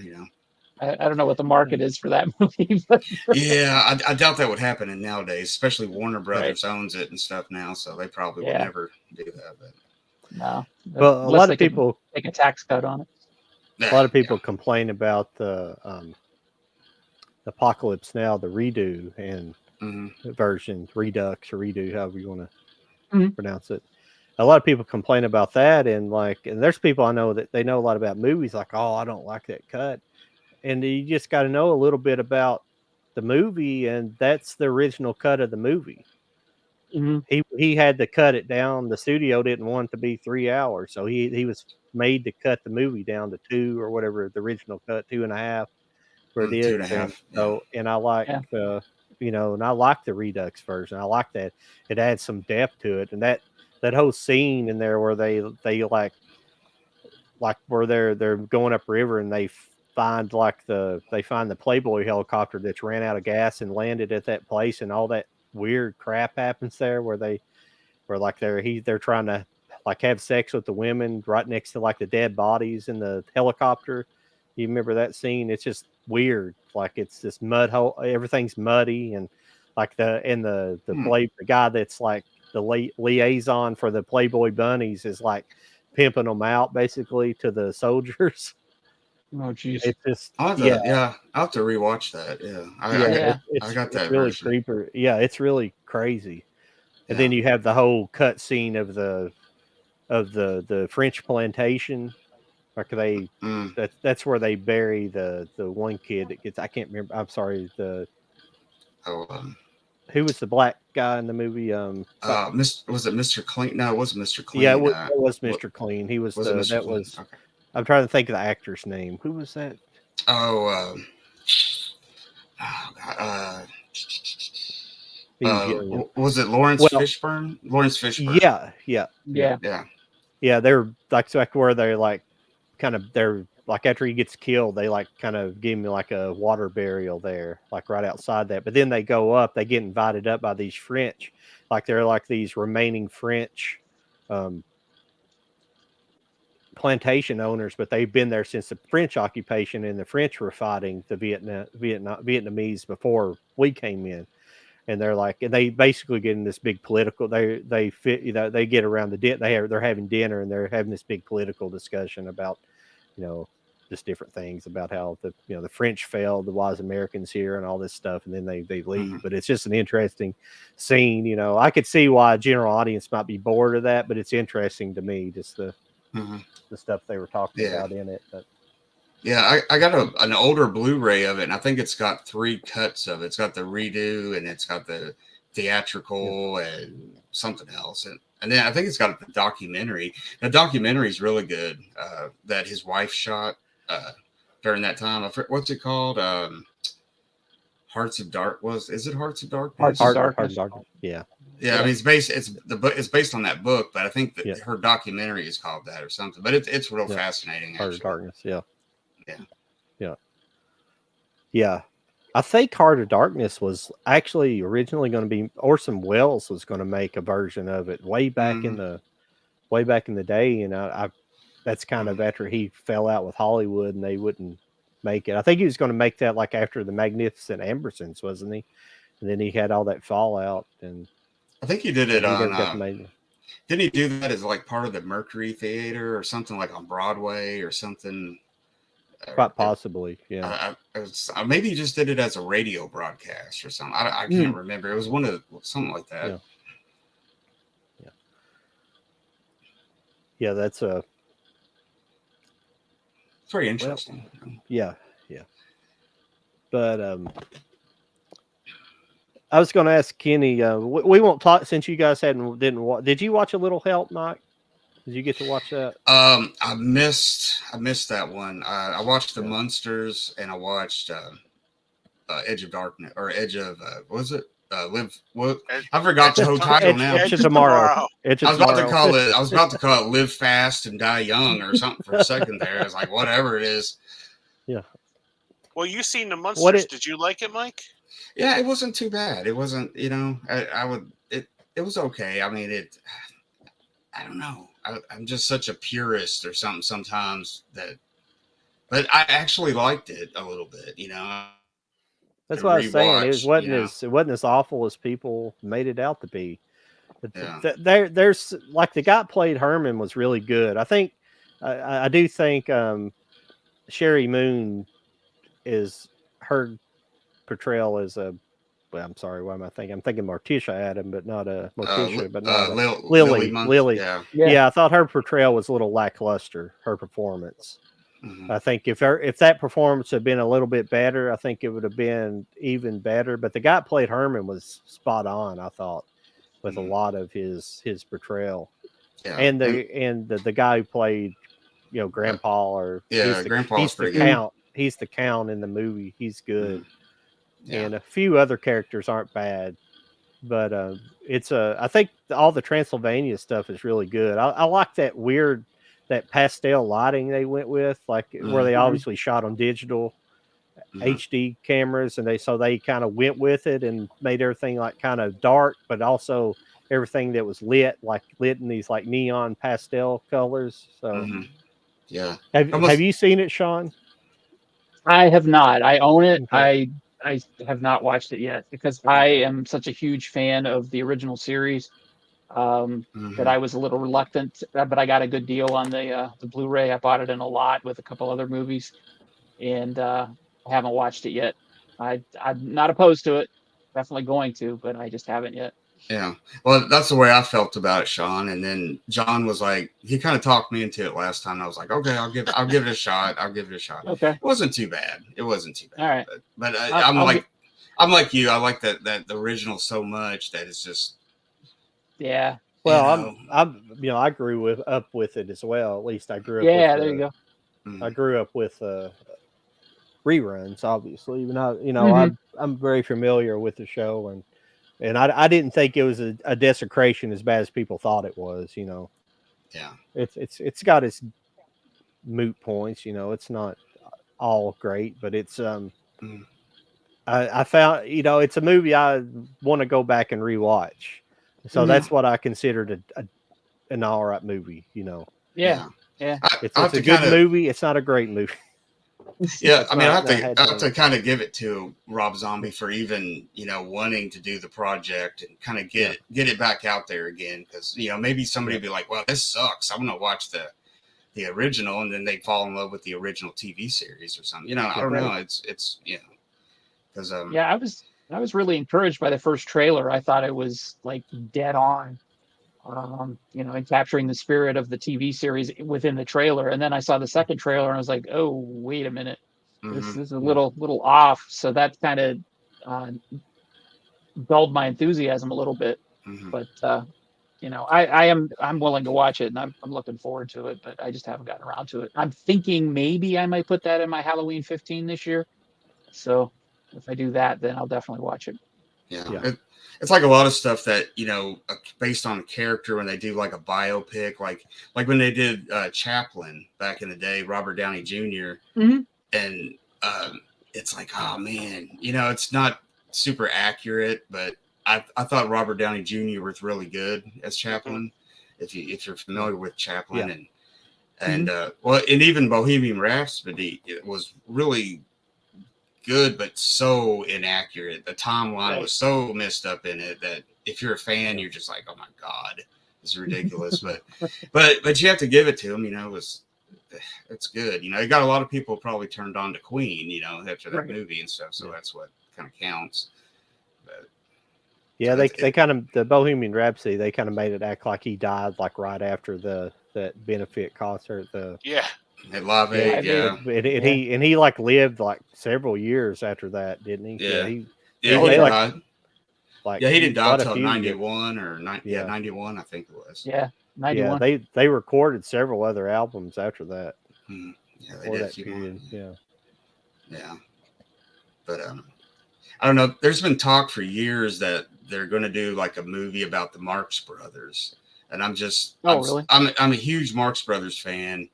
And I'm just cringe. I'm already cringing because it's like they're going to screw it up somehow, and I don't know. It'll be the Marx sisters. Yeah, it's like don't ruin it, but they will probably. But I don't know. Yeah. I grew up with watching the Marx Brothers when I was really young. Like I don't know why. Like right around the mid '70s, there was like this revival of like the Marx Brothers and Harold Lloyd, and all that stuff was popular on TV, just broadcast TV. And I couldn't get enough of it. And then it just like almost overnight, it all disappeared.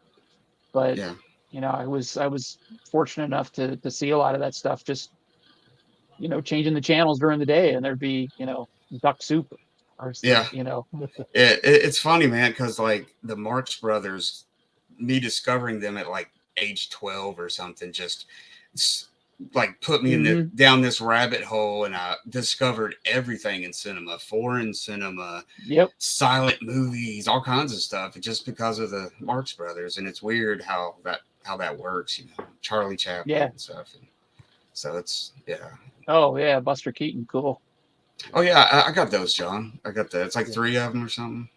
3 sets. I think I don't know if I got all 3 sets or not. I think I do.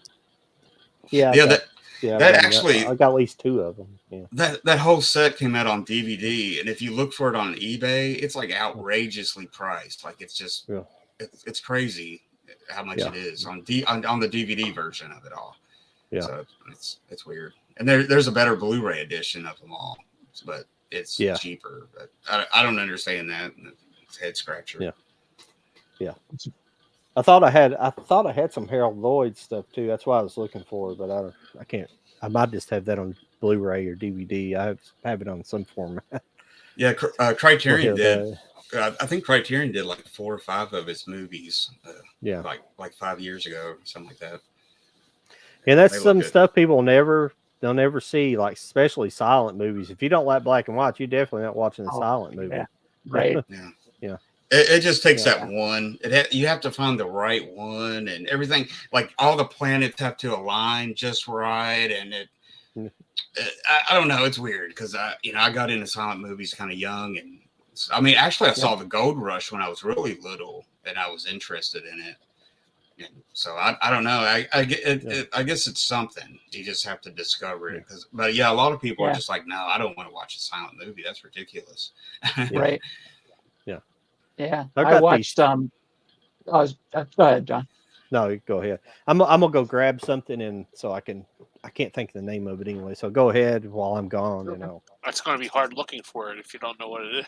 No, I know. No, I know where it is. I just don't remember the name of it. See, that's what I do all the time. It's like I have to look at it. I know where it's at. I just don't. Right.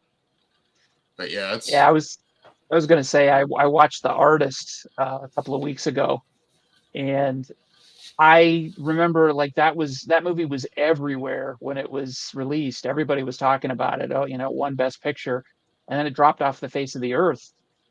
Like nobody talks about it anymore, and I had Nobody never ever seen it. talks about Yeah, and it was a Best Picture winner. So Yeah. I got it in the clearance bin at a used Blu-ray place and watched it, and I was expecting it to be okay. Loved it, and it was I like literally thought it was a delightful movie just from beginning to end, even though there was some dark parts to it. The fact that it was silent and black and white, I'm thinking, wow, Yeah.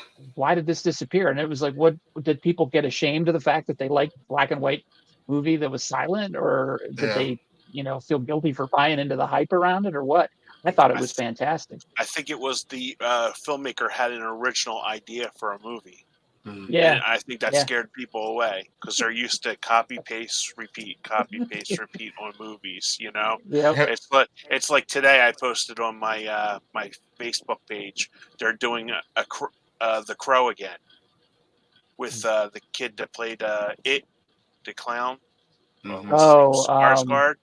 yeah, Bill Bill. Skarsgård. Yeah. Yeah, so and that's coming out next year, but you don't know with the strike when these movies are coming out. They can announce it's coming out, and it's like Dune was pushed back, Dune 2. Right. So you don't know if these movies will come back out in 25, 26. Right. You just don't know. Yeah. Have you ever seen the Mel Brooks movie called Silent Movie? He did the same thing. Yeah. That one's like never mentioned when they talk about Mel Brooks, and I think it's pretty good. Yeah. And High Anxiety, I love that one too. That one's fantastic. There's a later one he did with Terry Garr, Life Stinks. Life Stinks. Oh yeah. Never gets talked about when they bring up Mel Brooks. I thought that was hysterical. Yeah. See, I don't think I saw that one. I think I've only seen it once, and it was a long time ago. He's like a real eccentric billionaire or something like that. And one day, all of his money goes away. And he has to live. So he's basically living in a dumpster. Yeah. Like beside a dumpster in this like Armani suit and stuff like that. And he meets up with Terry Garr. It's funny. It kind of has a premise of like Trading Places a little bit, where they set him up to fail, and he has to make good with it. Yeah. And it's very funny, but you can't even get that like on DVD or anywhere. I think I had it on VHS, years ago. But like you can't find it anywhere. Even to watch. No stream. Yeah. That's another problem with streaming services. They don't put everything out, of that filmmaker. He's got that box set that came out, and it's him on it, and it's like a blue colored one, and that thing goes for so much money. Yeah, and it's like I watch it occasionally to see if it comes down. I'm gonna grab it because I'm trying to be a tightwad about it, I guess. But I mean, you're being smart, Mike. Well, you can get that other version that's the DVD, the older one that's got them all. But I think the Blu-ray's got like Men in Tights or something on it. But it's like I wouldn't mind getting that at some point one day. But, I actually lucked into a copy of that when it was still in print, so I have that. Awesome. I got it for $18. Oh, you sucker! Yeah, I was just looking that up. That's a really good deal. That's what I'm looking for, something like that. Yeah, but it was on Amazon, believe it or not. Yeah, it generally runs like $50 and up.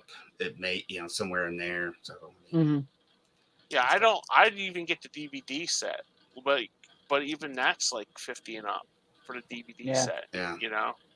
Yeah, I got like I have them all like individually. I think I have one like couple of them that doesn't have a case, but I just want to have a better, collection of them all together and all the same. And I got like mismatched editions of his movies. Yeah, I think I only Well, I have. lied. I think I only have two of them. I think I only have Young Frankenstein and Blazing Saddles. I think that's the only two I have. Yeah. And Yeah. I like 12 Chairs. I think that's fun. Yeah. That one gets really never talked about. And yeah, Yeah, that's on that set. Yeah. Yeah,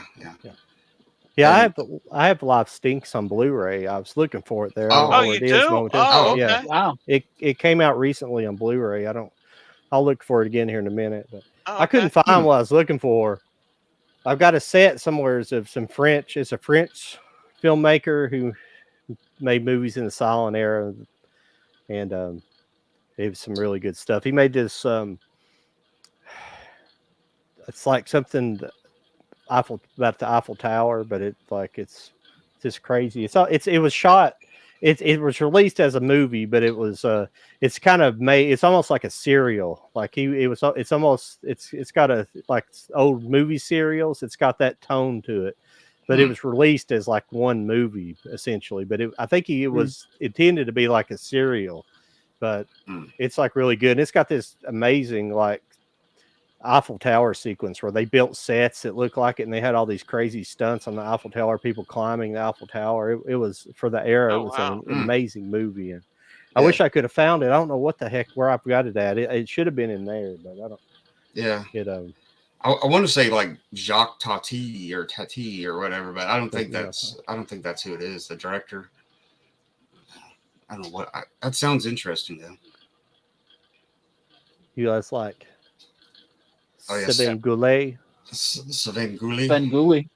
Yeah, I'm a big fan of Svengoolie. I was just telling Sean they're having the whole month of October. They're doing Svengoolie double features on MeTV now.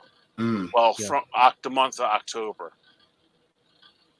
Yeah. So you'll have 4. I think it's 4 weeks. Is it 4 weeks in October? Whatever. You'll have 4 weeks because I seen the list of the movies, and he's got good ones lined up. It was cool. Like when I was a kid, I was like 7 or 8, and like I remember Friday nights it would be like the late thing, and it was Elvira, and she did her show, and she would show a movie or something. That was like so cool seeing that as a little kid back then. It was just like I don't know. Yeah, in the Philly area in the 70s, we had Dr. Shock. And he had a sort of like a Svengoolie kind of, his his daughter was I want to say Thing or something like that, and she would come and bring like the viewer mail out to him. She was like my age at that time, like 3 or 4, but it was fun. That's how I got into watching like those like creature feature movies and stuff like that from watching Dr. Shock. Yeah, I thought that was cool. Like it was regional, like all the different had their own horror hosts. And actually, what's his name?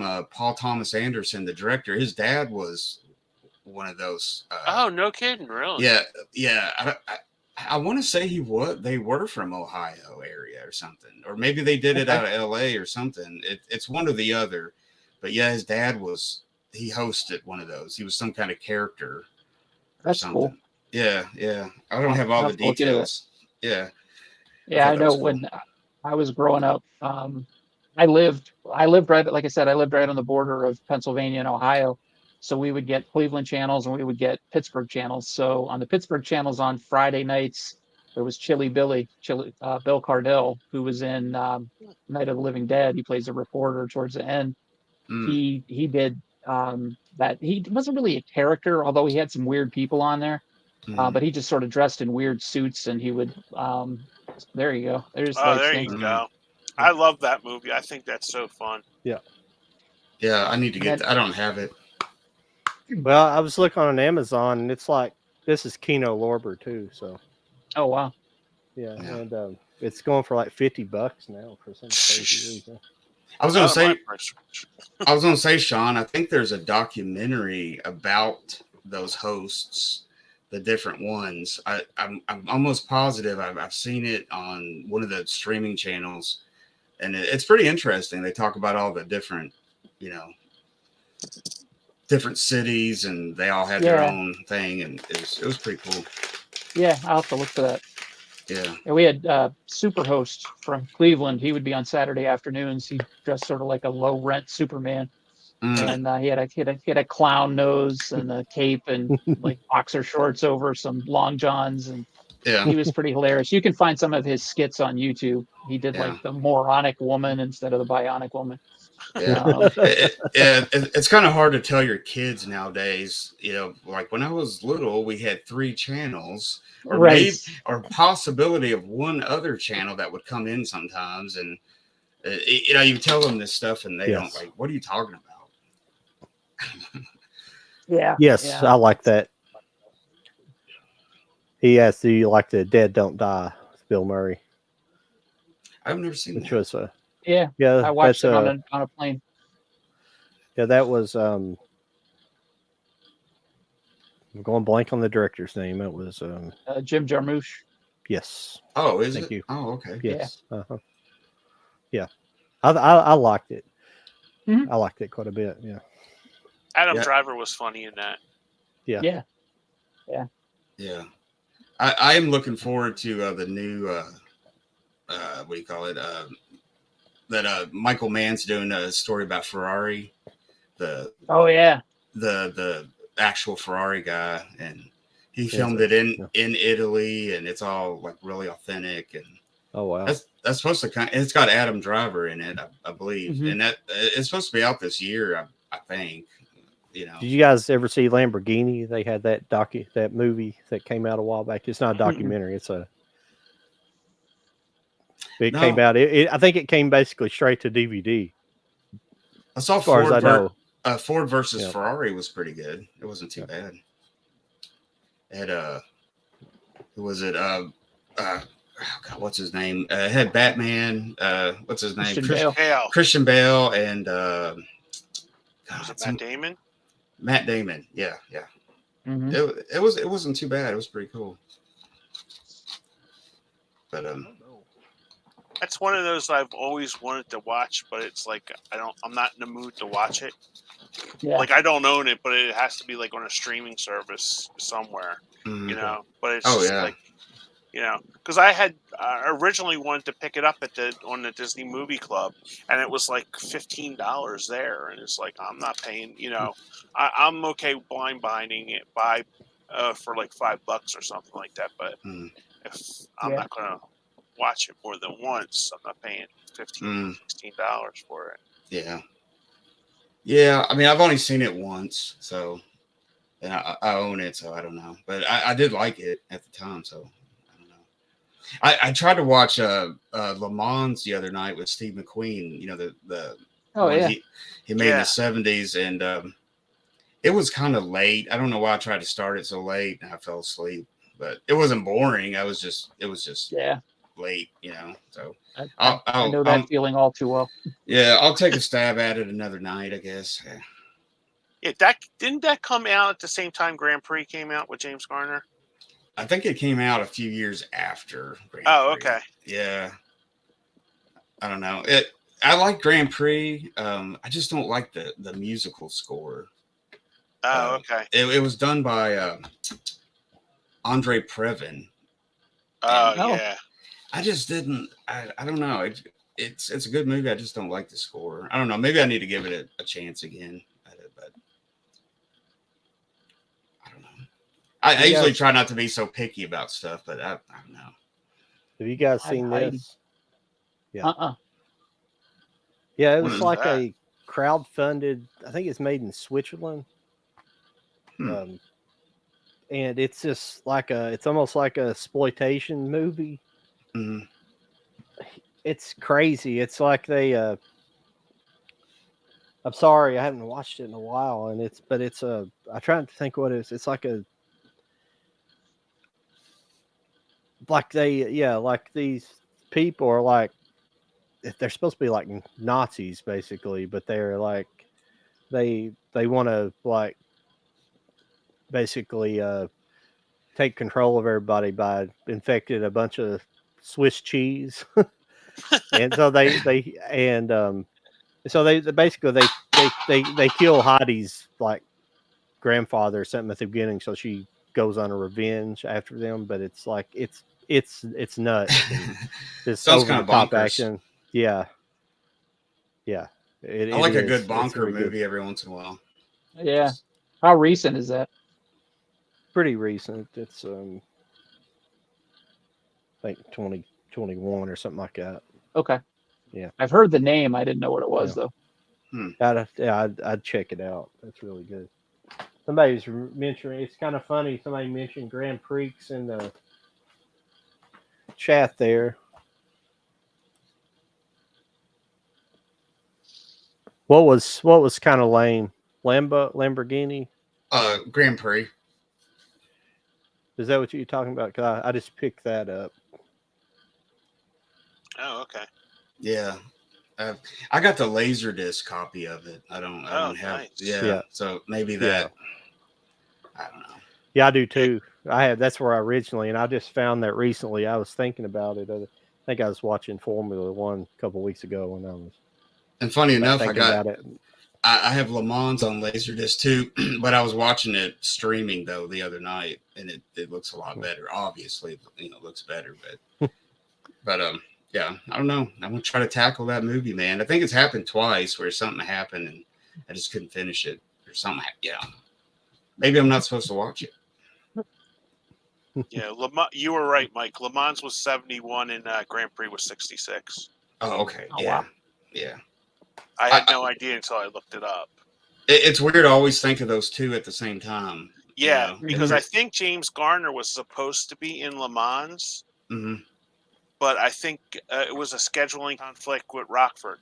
I think that's what got him out of Le Mans, because him and I watched a documentary on McQueen, and those two were like really good friends because they both like cars and stuff like that. So they were like really, really good friends. Yeah. I'm gonna give it another chance though, but I don't know. It was just something about that score. I don't know what it was. Maybe it was just me. I don't know. I don't know. Might have been at the time of the night too that you were watching it. That's true. Like prickly or something like that. You know, maybe I was dreaming it or something. Maybe I dreamed it. Some different scores. I don't know. It happens. Yeah, it's weird how your mood at the time you watch something can affect how you really enjoy it. Yeah. You watch it at 2 a.m. compared to like 2 p.m. It might be a little difference. But I generally watch movies later at night. Like when the house is quiet and I can just focus. No interruptions and stuff like that. I picked this up this week. Somebody posted this on Instagram, and I thought it sounded good. But it's got Steven Gutenberg. It's called The Chicken Chronicles. I've heard of that, but I've never seen it. Yeah, it sounded. It's kind of sounded interesting. I don't know a lot about it. It kind of takes place, I guess, in the '60s, and it's kind of based around high school students. Sorry, I don't have a better review for it. I haven't watched it yet, so yeah. I literally got it in the mail this afternoon. Yeah, I never. It sounds like some of my reviews sometimes on my channel. I just kind of. Yeah. It's good. It's good. It's good. It's good. It's great. Yeah. Well, I literally got it in the mail this afternoon, so I haven't had a chance to check it out yet. So, yeah. This isn't what I was looking for, but this is some pretty good stuff, like the Ealing Studios. Oh yeah. I think this is just volume 1. I don't think I ever got any more, but it's got like the Lavender Hill Mob. Oh yeah. Stuff like those that. are good. Yeah. Early Alec Guinness movies and stuff. Yeah. And I picked this up on Blu-ray as well when it came out. Even though I had the DVD, I thought that was cool being able to get that on Blu-ray. So, is that those restored ones they had been coming out with? Oh, okay, yeah. Well, I don't know. I remember there was like a crowdfunding or something for like some at one time, and I didn't order these. And that these came out, but this is pretty much, I think, just the Hour Gang stuff. It doesn't have any of the later Little Rascal stuff that was after Hal Roach. So I think this is all Hal Roach stuff before they sold it to MGM. whoever bought it whatever. after that. Yeah. Yeah. Because I know they've been restoring like all the like silent ones all the way up to the later ones that everybody's seen on TV, you know. Yeah. And stuff. But those are kind of pricier, you know. They're when those come out. So I usually don't jump right on those. Yeah. I heard they look good though. They definitely look good. Yeah. But I picked up that. I have not seen this yet, so I don't think I've seen it. Not at the comment. Oh yeah. It's like a zombie movie. Yeah. Oh, that's great. Yeah. Yeah, that's a good one. Yeah. I had a major crush on the girl in it, Catherine Mary Stewart. Oh yeah. Yeah. Yeah, she's quite the eye turner. Yeah. That was one of those movies I would watch. It would be on HBO at 4 a.m. Yep.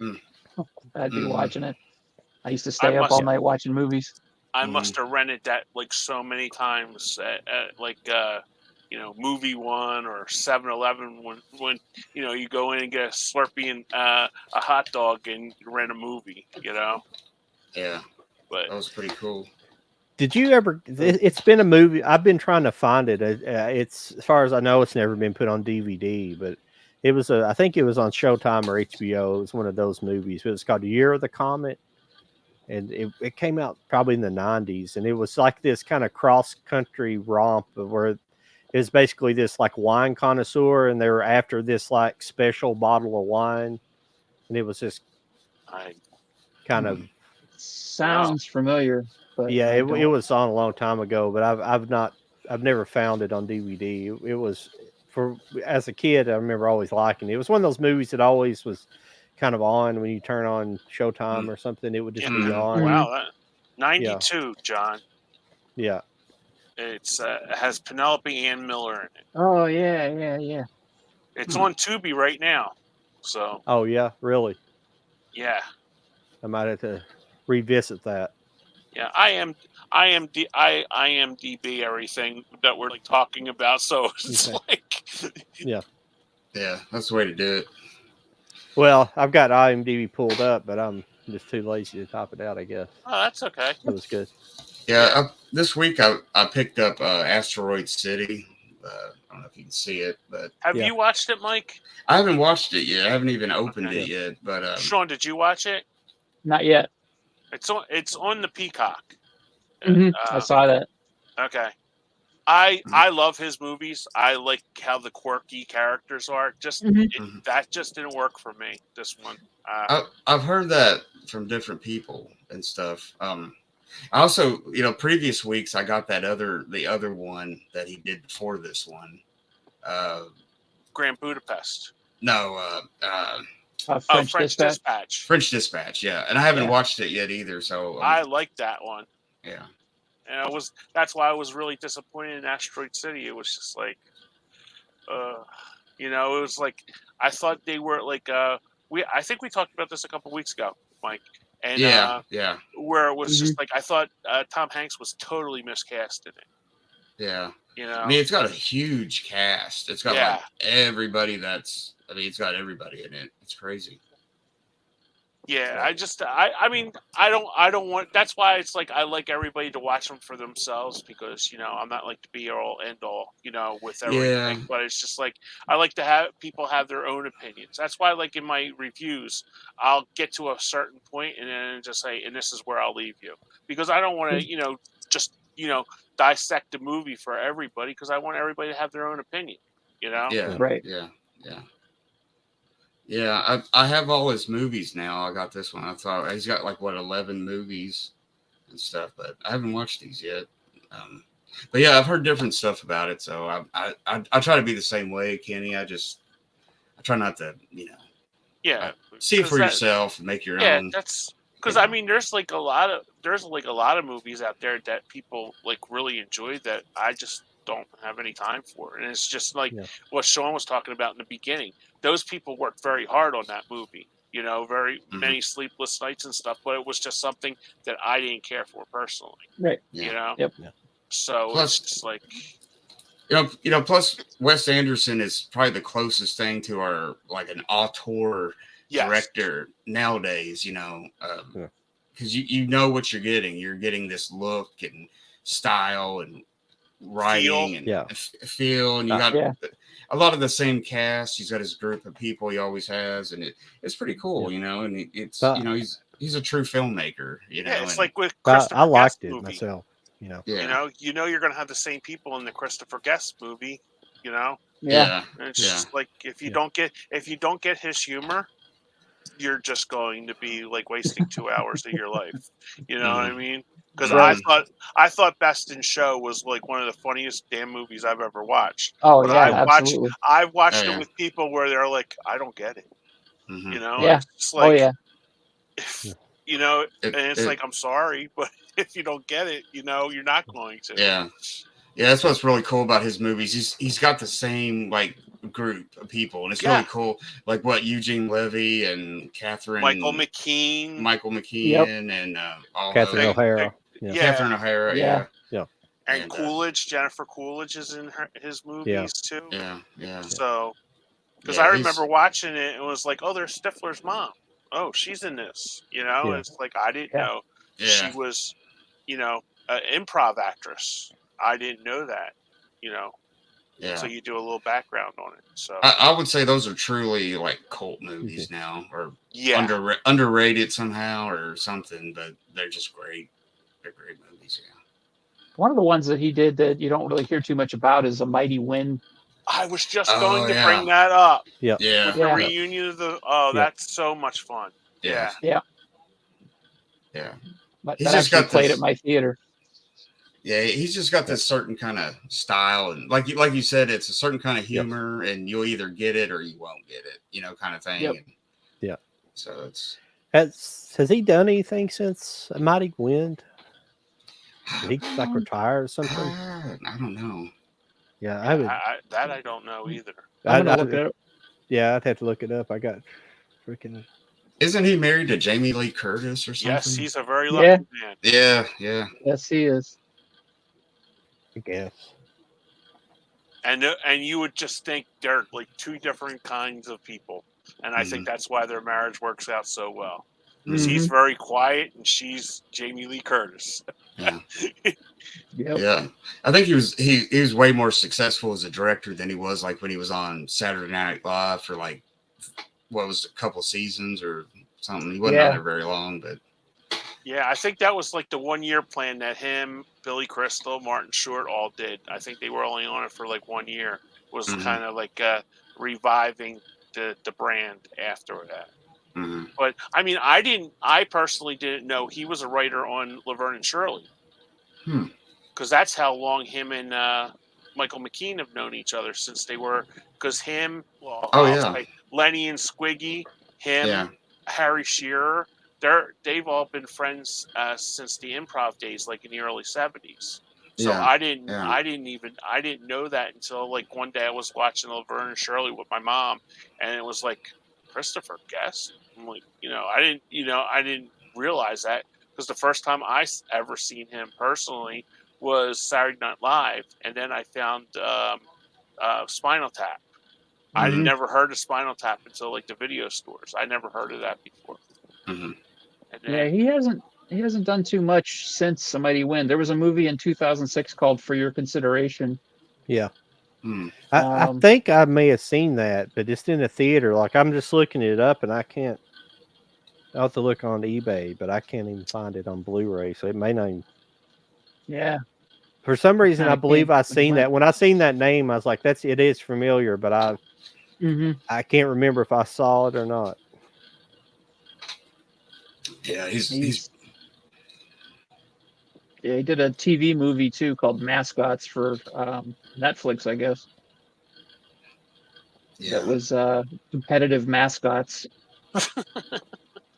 Yeah. That's from 2016, and that was the last movie he directed. Yeah. That's probably where you'll see somebody like him do work now. Netflix, you know. Yep. I mean, his Or- movies weren't blockbusters or anything, anyways. But I think a lot of people like him are going to Netflix and stuff like Apple that. TV Plus. Apple TV. Yeah, And, I found it on DVD, but hang on a second, for $10. So I'm gonna see if it was in Blu-ray, but Is that for your I don't see consideration? it. Yeah, Yeah. Yeah, I've heard of the movie, but I've never seen it. I haven't I've seen It's just on it. seen- Tubi. Oh, it is. Yep. Cool. Yeah, I live on Tubi's Tubi. great. Yeah, I Tubi's love great. Yeah, I love Yeah. Tubi.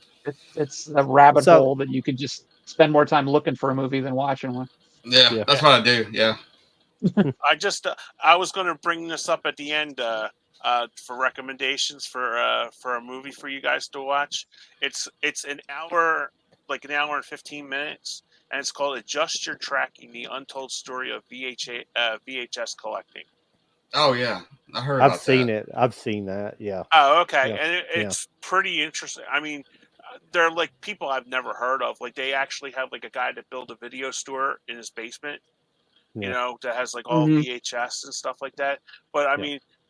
I mean, they weren't like there's a couple of them that are like, you know, you could tell they were like very how do they say, eccentric kind of people. Mhm. And like there's like one guy, he's like he does his whole interview, I'm not kidding you, in a ball pit, like a kid's ball pit that you would see at Chuck E. Cheese, and Mhm. he's just sitting in there, and that's in his living room.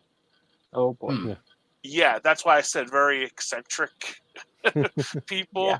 you know. And I found it interesting. I flipped it on like one night when I couldn't sleep, and it's like, oh, okay. So I kind of killed like an hour and a half. You know, it was pretty interesting. Wasn't there a documentary maybe 2 years ago, and it was about YouTubers that do Mhm. stuff like that? Yeah, it Movie was like hoarders. movie hoarders. Yeah, Movie, Yeah. yeah, that's right. Yeah. That's on Tubi too. Yeah. Well, I do remember watching it, and I didn't think it was all that. I mean, it was okay. It was okay, but I don't think it was missing something. It didn't cover the It whole was spectrum missing of an editor. yeah, yeah. because It was way too long. yeah. Oh yeah. Sean's right. Yeah. It was way too long. And plus, it was like, I don't think they were film fans like we are. I think they were just collecting it just to have it. Mhm. What You was know, that, Kenny? I'm sorry, I it's- was reading that It's comment. called movie hoarders. It's on Oh Tubi. yeah. Mm. Yeah, and it's like I just think they were like, you know, because this one guy, I personally do not like him or his channel, and he just has like a whole room, and he's got like this cartoon voice. You know, it's like, hey, we're going to Salvation Army, and we're picking up this. You know, and it's just like, I think I know who you're talking about. Yeah. yeah, and it's just like, and he's got this like huge room. People like donate him, and he's got like a big follow. He's got a huge following and stuff like that. But it's just like, you know, dude, I don't think you sit and watch any of the movies because you're always out there hustling to get, you know, Mhm. 8 million views on your YouTube channel or something like that. I Mhm. mean, that dude actually quit his job. He had a really good job just to go to like Goodwills and Salvation Armies to look for movies. Yeah. Are you friggin' nuts? It's do Well- some traveling, man, because sometimes you don't hit nothing at those places. You know, you don't find No. anything. Yeah, you're exactly Yeah, right, Mike. I think Jody from that's on other show, Mm. Cult of Collector. I think he's in that, isn't he? Because he was in I don't one of these remember. documentaries that they did. I don't know if it's that one particular, but he was in one of. He got interviewed for one of them for some reason. You know? I know Joe and Marie. I really like those two because they're Mhm. actually movie lovers. They actually Yeah. like the movies. They're Mhm. very nice Yeah. people too, and they're in it. But that moron's in it, and but it's like, yeah, it's I'm like gonna look it up just to see who you're talking about. But I think I Sean, know who I'll you're tell you. talking about. I'll tell you exactly who it is afterwards. But I don't want to. Okay. You know, Yeah, I no, don't I wanna- got We're you. trying to develop our channel here. I don't Yeah. want. No, you know, no, Yeah. I get it. I'm Hey, not gonna. I won't I won't say who it is. Don't Yeah, worry. if you mention his name, we'll get blacklisted on YouTube, and we'll Exactly. It's like YouTube will take our subs away from us or something. Well, yeah. Or, is his channel? Is it CS? Is that the? You got it. No. Yeah, I know what you're talking about. Yeah, he was on that. Did you guys ever watch that that collector's battle 4K D-Ray puts on? Are you guys familiar with that? No. 4K. He's a kind of a smaller channel too. I don't think he's monetized or anything, but he puts on this. It's called like collector's battle, and they have questions.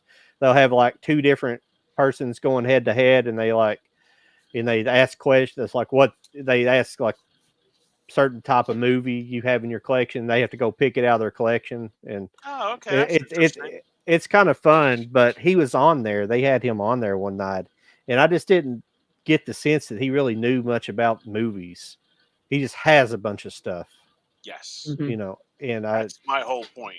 It's because like, he was why having it if you don't appreciate it and watch it?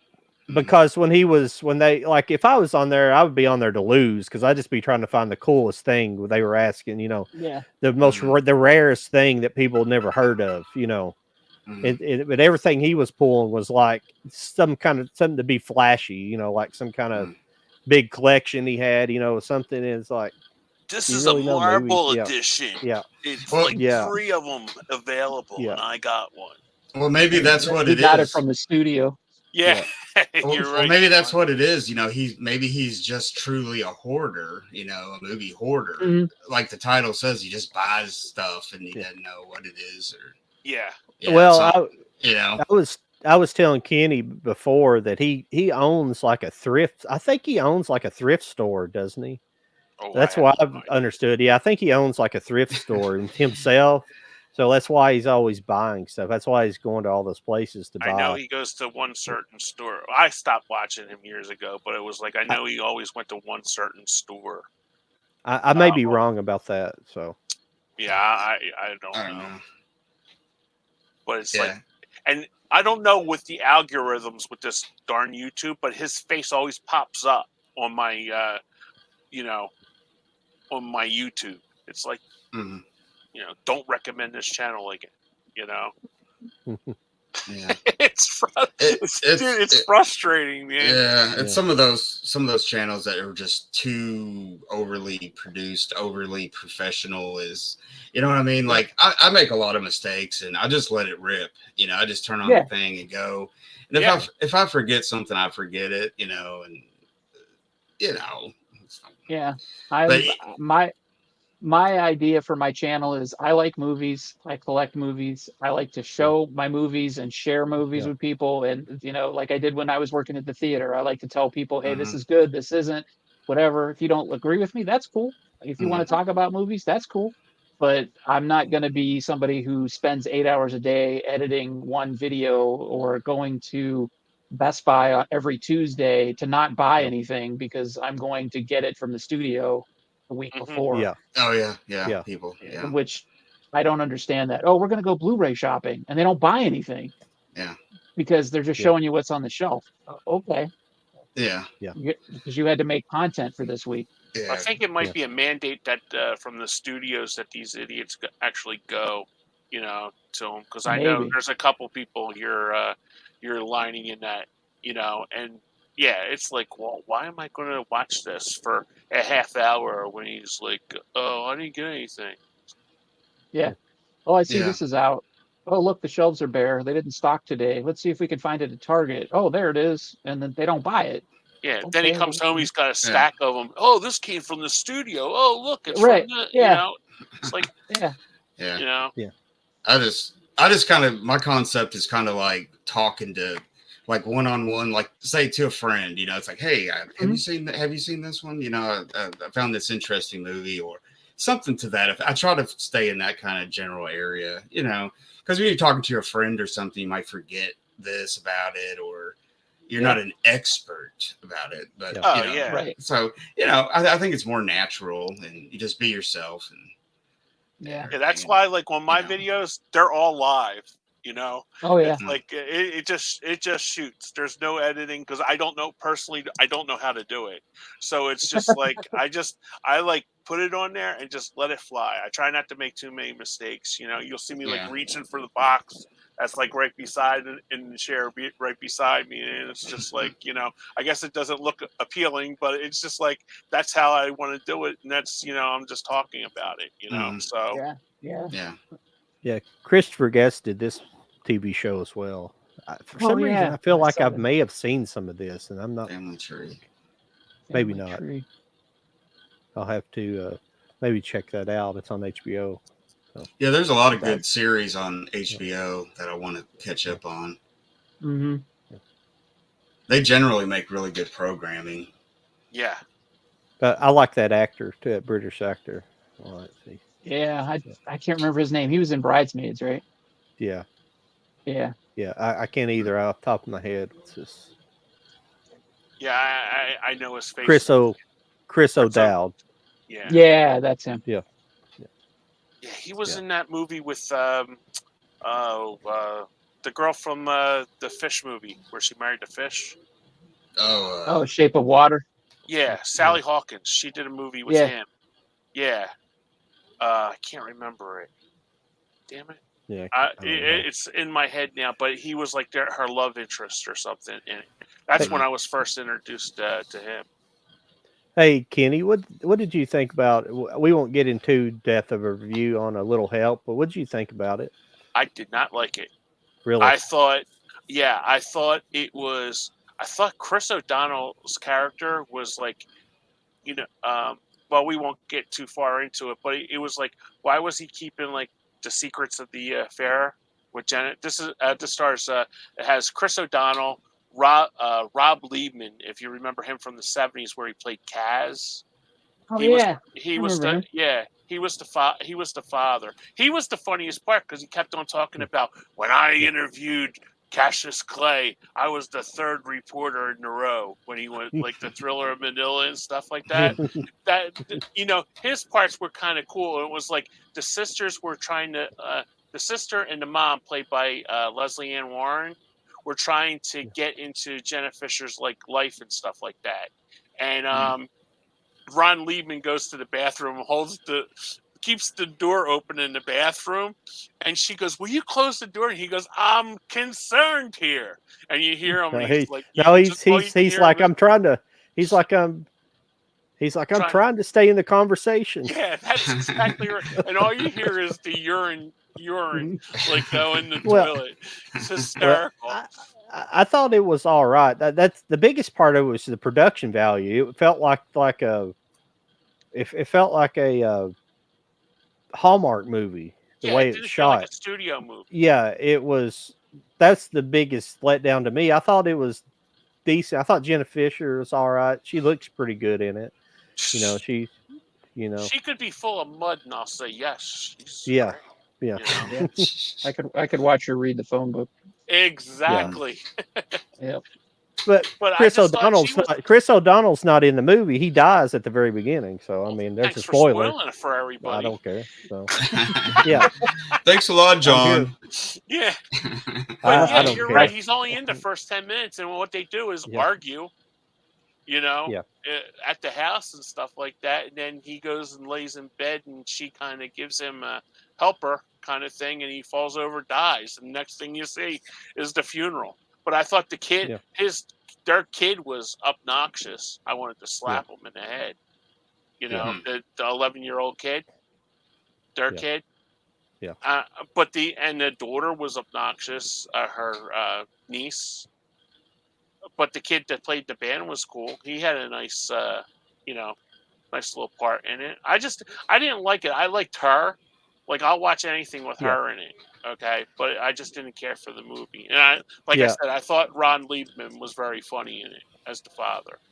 Yeah, I kind of felt like her present state of mind doesn't really fit what they were talking about. She was like when she was in high school. She was like kind of full of herself in high school and stuff. You know, there's like her brother-in-law is like kind of admits to her he was like kind of in love with her in high school, Yeah. and the only reason he married her sister was to be close to her. Yeah. And like, and they were talking about how, like, when they were kids, you know, how he used to. I mean, it has some funny lines. It's kind of realistic in that sense. It's like the movies, like the dialogue in the movie says stuff that you normally wouldn't say out loud to somebody. True. But and it's like he's talking to her, and he's like, "Yeah, I remember those red jeans. I remember how great your ass looked in those." You know, like telling her this like as an adult, and it's like. And like, you know, there's a lot of lines like that where it's things you wouldn't say out loud necessarily. It's something you know, so Thinking out loud. I thought it was all right. I thought, you know, I mainly thought the production value is kind of crappy because it was 2010s when it came out. Is that correct? Yeah. And it was like that early digital production stuff. You know, it's like, it wasn't the first, obviously, but it was still when they were kind of transitioning over for like low budget movies to shoot in digital. So it just looks too brightly lit, and it just looks like either like a Hallmark movie or a soap opera. Lifetime. You know, yeah. It's just it would be a more interesting movie if it had better cinematography. Just I don't Different look to it or something. Yeah, it didn't set a mood. The movie sometimes the cinematography can kind of set a mood to a movie, and like it didn't really have that. It had decent writing, and the acting was decent, and it had good actors. It just didn't click for me. That's all. Yeah, you know? Had some funny stuff in it, but yeah. Yeah, I'm sorry we got into a movie you guys haven't watched a little bit. I just wanted to talk about it because me and Kenny watched it, and I made a point to watch it, and I wasn't bored by it. I got into it, but it just. Yeah, I wasn't. Yeah, it was like one of those that you keep on saying, "Okay, get better, get better, get better," and it just by the time you're thinking that, it's over, and it's just like, well, it just kind of never got there for me, you know. Yeah. How about you, Mike? Have you seen Kinchman. anything? Yeah, C. Kinchman is asking me to be familiar with Lost Highway. Yes, David Lynch is one of my favorite directors. So that movie, yeah. Well, I picked up a couple of like multi what do you call it sets. Like I got the Mummy. I don't know if you can see that the Mummy trilogy, like with Brandon Fraser. Mm-hmm. Yeah. I like the first one, and I think the second one's good, but I never had these on any DVD or Blu-ray, so I picked that up, and it's one of those eBay deals. It was like $3.99 free shipping, so I was like, I'm gonna jump all over that, you know, nice and stuff, and then I got this 5-film collection of Wesley Snipes movies. Oh, nice. I don't know if you can say it's got movies like Boiling Point, Passenger 57. When you hold those up, Mike, hold them up close to the camera because your background's your background's cutting it off. Yeah, that's not working either.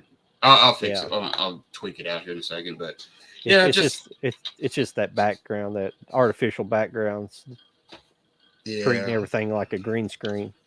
Yeah. I found this movie that's like a neo-noir. It's got Casey Affleck, Jessica Alba, Kate Hudson. It's called The Killer Inside Me. I've heard good things about that one. Yeah, it came out. It might be like 10, 12 years old, maybe, or it might be newer than that actually. But I actually think that was a Hamilton book. Hamilton book at one time. Yeah. Okay, let me see if this will work. I don't know. Does this? It's blurring it too. Well, let me see this. And it's reflecting. You can see it a little bit there. Yeah, a little bit. Yeah. Got that. And then another one. I found this on Amazon. It was brand new. It's a DVD, and I've never seen it. And it was like $3.99. You know, you got free shipping. The Ghost in the Darkness with. Okay. Michael Douglas. Yeah, Michael Douglas, Val Kilmer. That's a great movie. Yeah, I thought it was a really Yeah. good deal, and I just like I've never seen it, so I'm gonna, Yeah, I remember going on a date in high school. I took a date to that movie in high school. Yeah. so yeah. So What a just romantic. Yeah. let's see what else did I get? Oh, I got a Bachelor Party. This is actually the UK edition Oh, that's Blu-ray. cool. That's cool. I got this one because it's got some special features on it, like some interviews. Actually, an interview with Tom Hanks, which is because No way. yeah, he rarely talks about this movie for some reason. It's just really funny. But yeah, that's about it. Just some little odds and ends stuff. As little as possible. Yeah, I put there's my grand piano back there, and yeah. We'll go back to my O2 background. But yeah, that's about it. And then, yeah, of course, I got Asteroid City and stuff.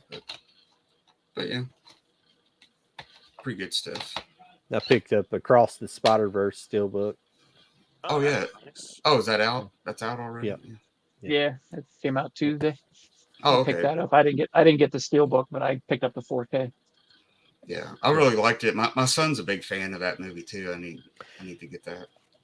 Yeah, I actually pre-ordered it like the day or two after it came out in the theater. So I liked the movie quite a well. I liked it quite a bit. A lot of people criticize it. They like to criticize this and that. I like the animation style in the movie myself, but some people think. Yeah, it was really cool.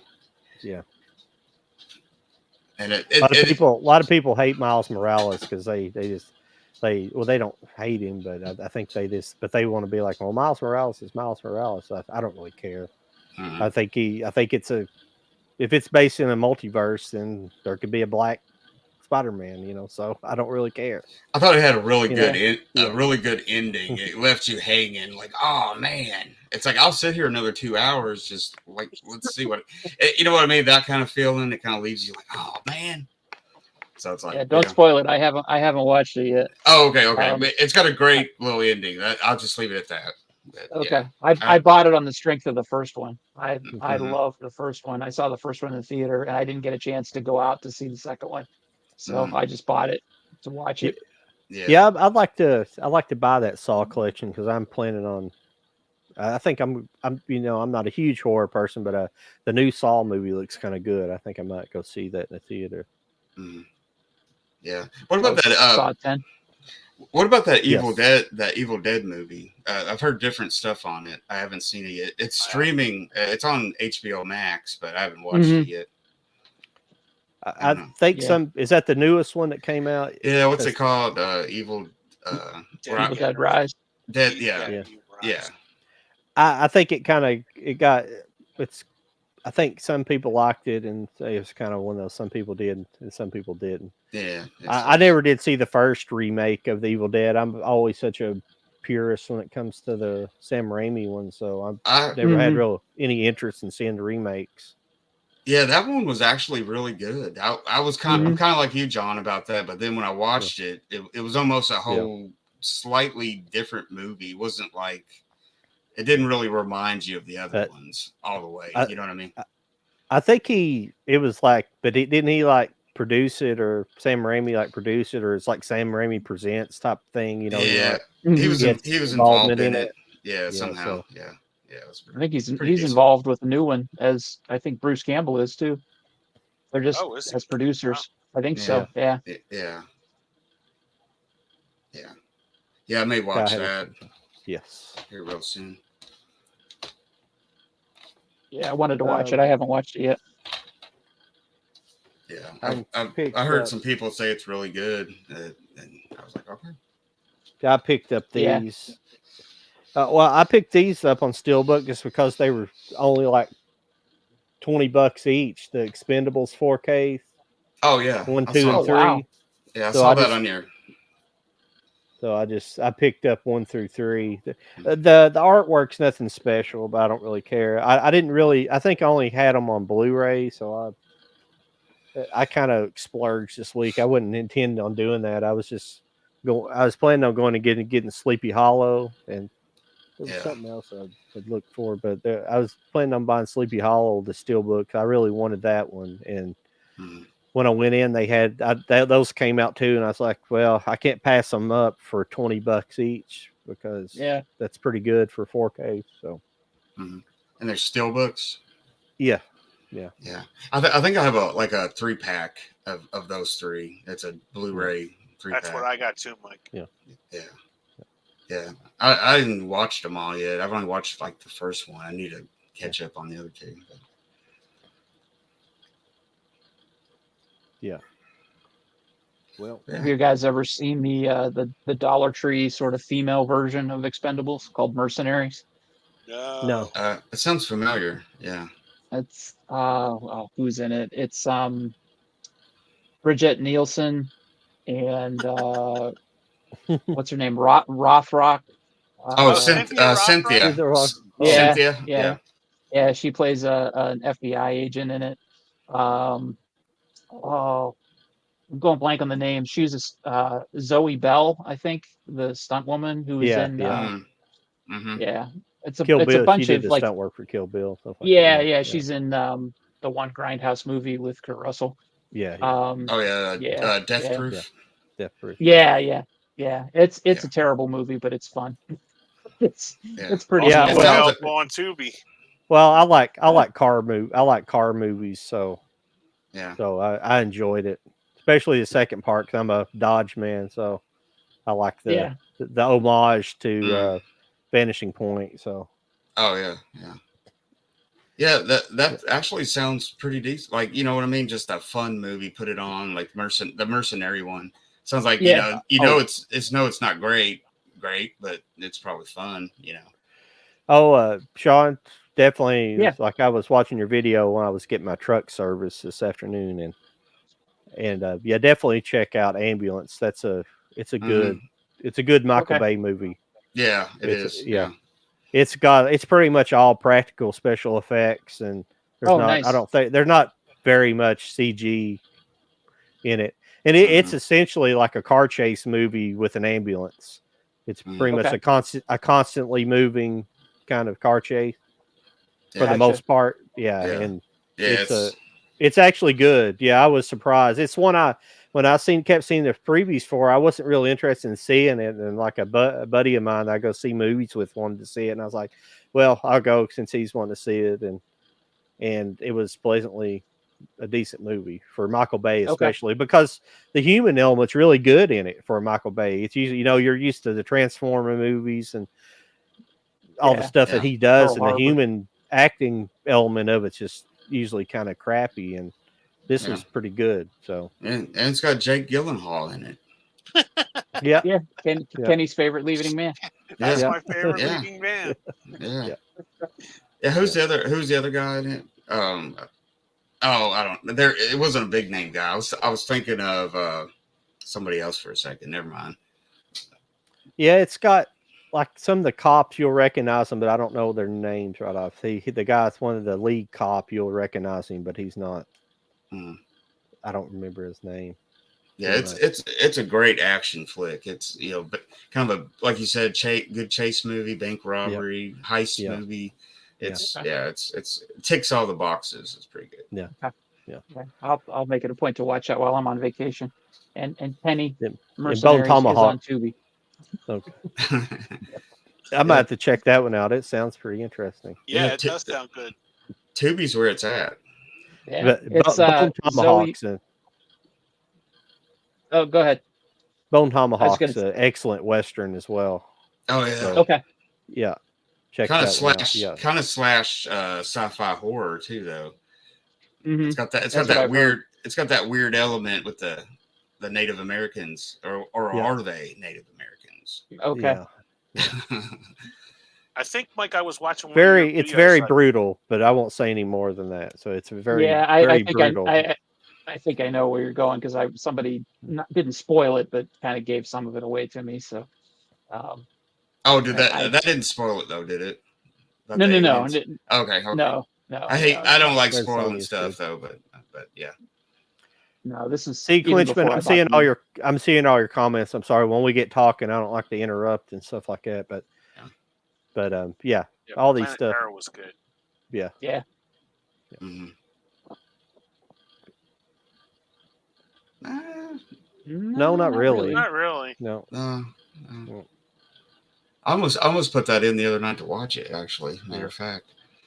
Yeah. Mike, I was think I going was through, watching your channel. Oh, I'm sorry, Sean. Oh, Go ahead. go ahead, Kenny. You No, were I gonna. think You I were was saying watching your something? channel, and you had picked up Italian westerns, Mm-hmm.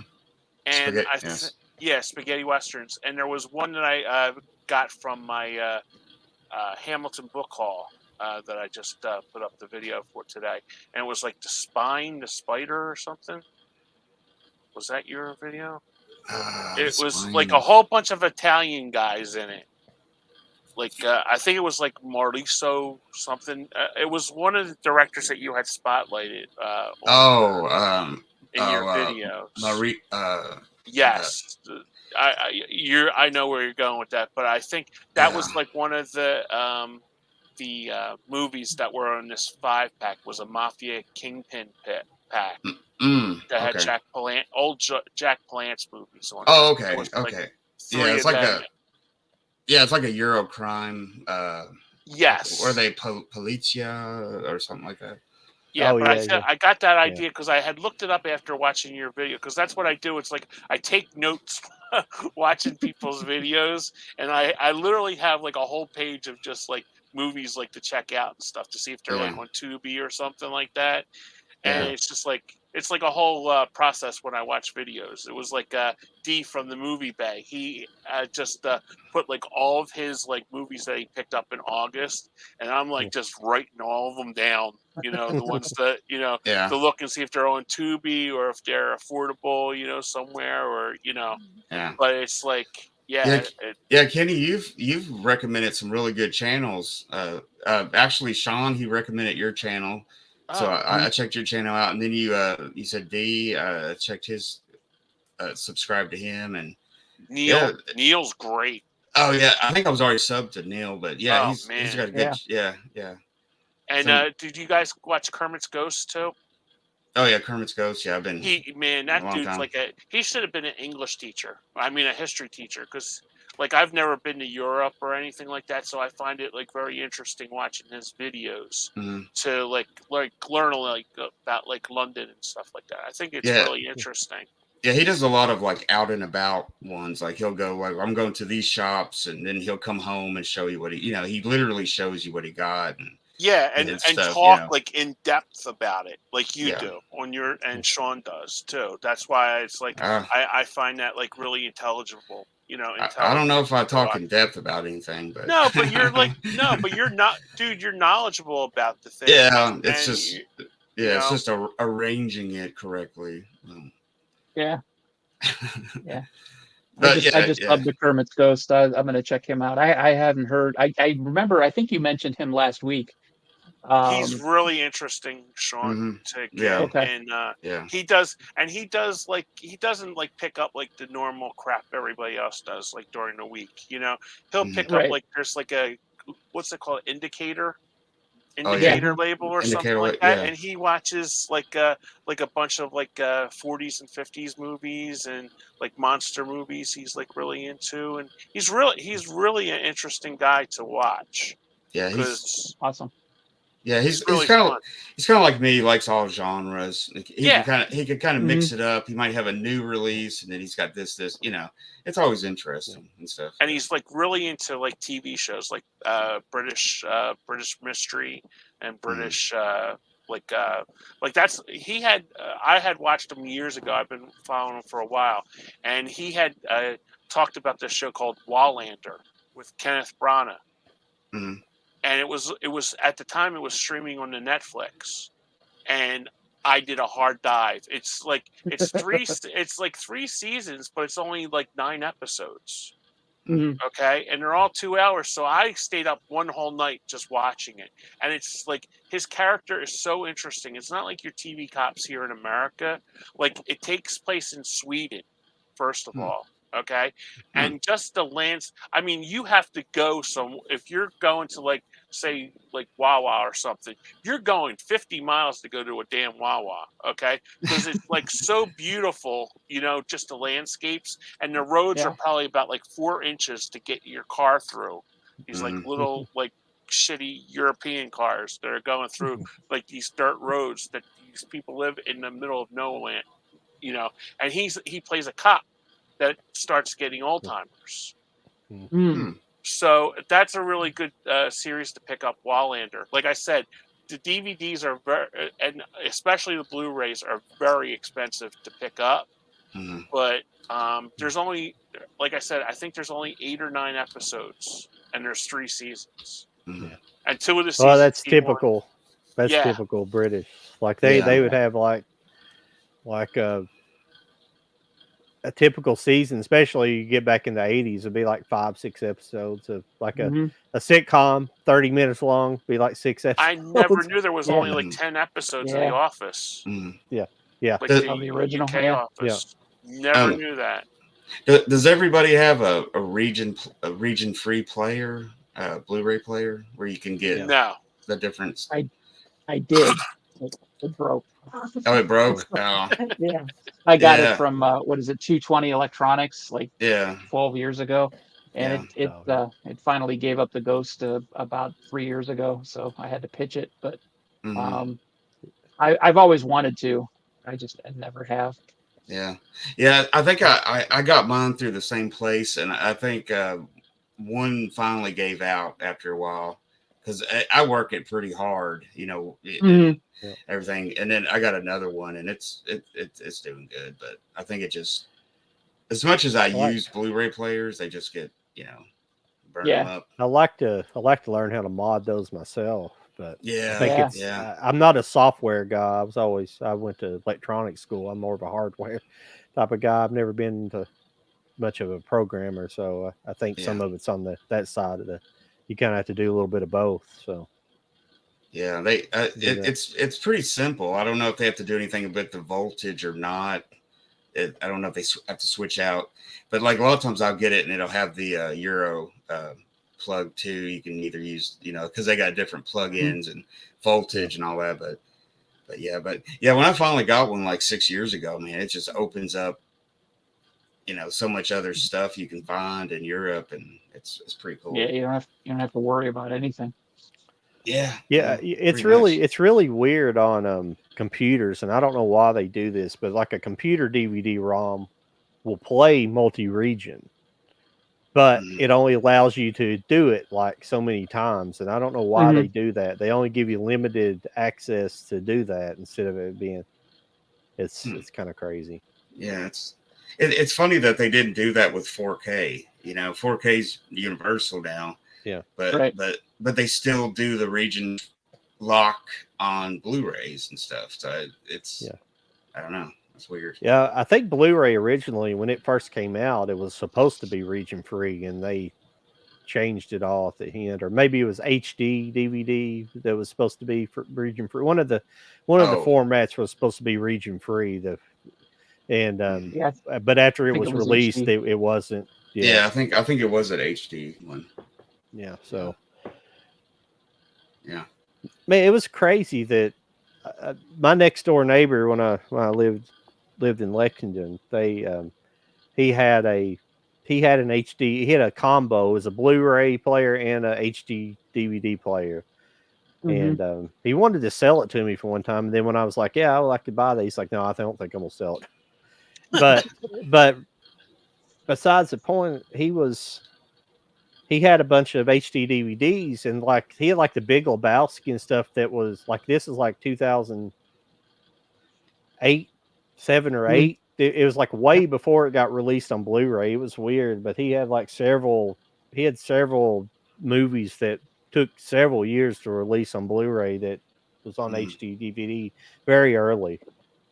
Yeah. So the only thing I've heard about that, one of the cons of that is they were prone to rot, laser, like kind of like with Laserdisc get laser rot, and they just wouldn't play, or they would be skipping real, you know what I mean, like what laser rot is and stuff. So the format just didn't it didn't take off. Blu-ray beat it out, and so. I think PlayStation 3 is one of the big reasons. Oh yeah, that was a big reason. Yeah. It's funny because when the PS2 came out, that was the first time I had a DVD player. Yep, same here. That was my first DVD player. It was a PlayStation 2. Yeah, that's pretty cool. I just recently got a Blu-ray player like 2 years ago because my PlayStation 3 went. Oh, okay. Yeah, so that's why it was like, okay, because my brother had like burned like all these movies that you could fit like 6 of them like on a disc and play on the PlayStation 3. Mm-hmm. It was, I don't know how he did it. Like I told you, I'm not very mechanical with anything. But yeah, it was like I lost like a ton of movies, because he would like burn them like all on one disc and then send them to me from where he lives. It's just it's just compression. He just had them compressed. Okay. He just had them on a more highly compressed file. Yeah. So that's like when you see like from DVD to especially when you get into Blu-ray and 4K, like the 4K, that's really what they're doing. Like a lot of the Blu-ray transfers, it might be the same transfer, the same 4K transfer, but the 4K disc has more space, so it allows them to have a larger uncompressed file on there. Essentially, a lot less compression. That's what makes a better pitch. Essentially better resolution picture and stuff like that. So right, yeah. I wanted to show you this, Sean. You were talking about sci-fi movies, and I love these sets. And Mike may have some of these sets as well, but these are sci-fi. It's called Sci-Fi Matinee. It's like 4 films, and what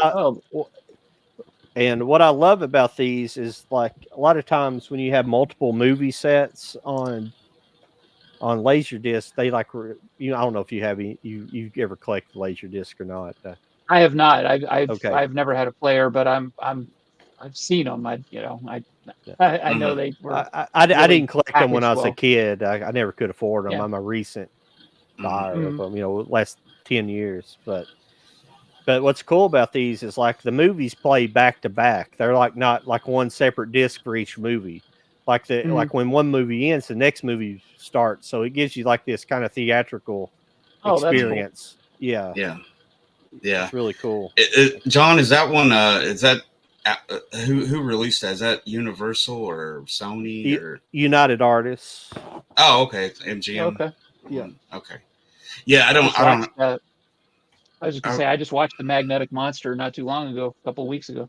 Oh, okay. Yeah, I don't have that set, but I think I have a couple of those movies though on DVD though.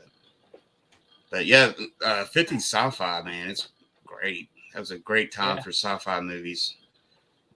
That's what I was raised on. Oh man, the Stooges, nice. Yeah, I got this big box set of Stooge stuff, man. It's got quite a few episodes on there for.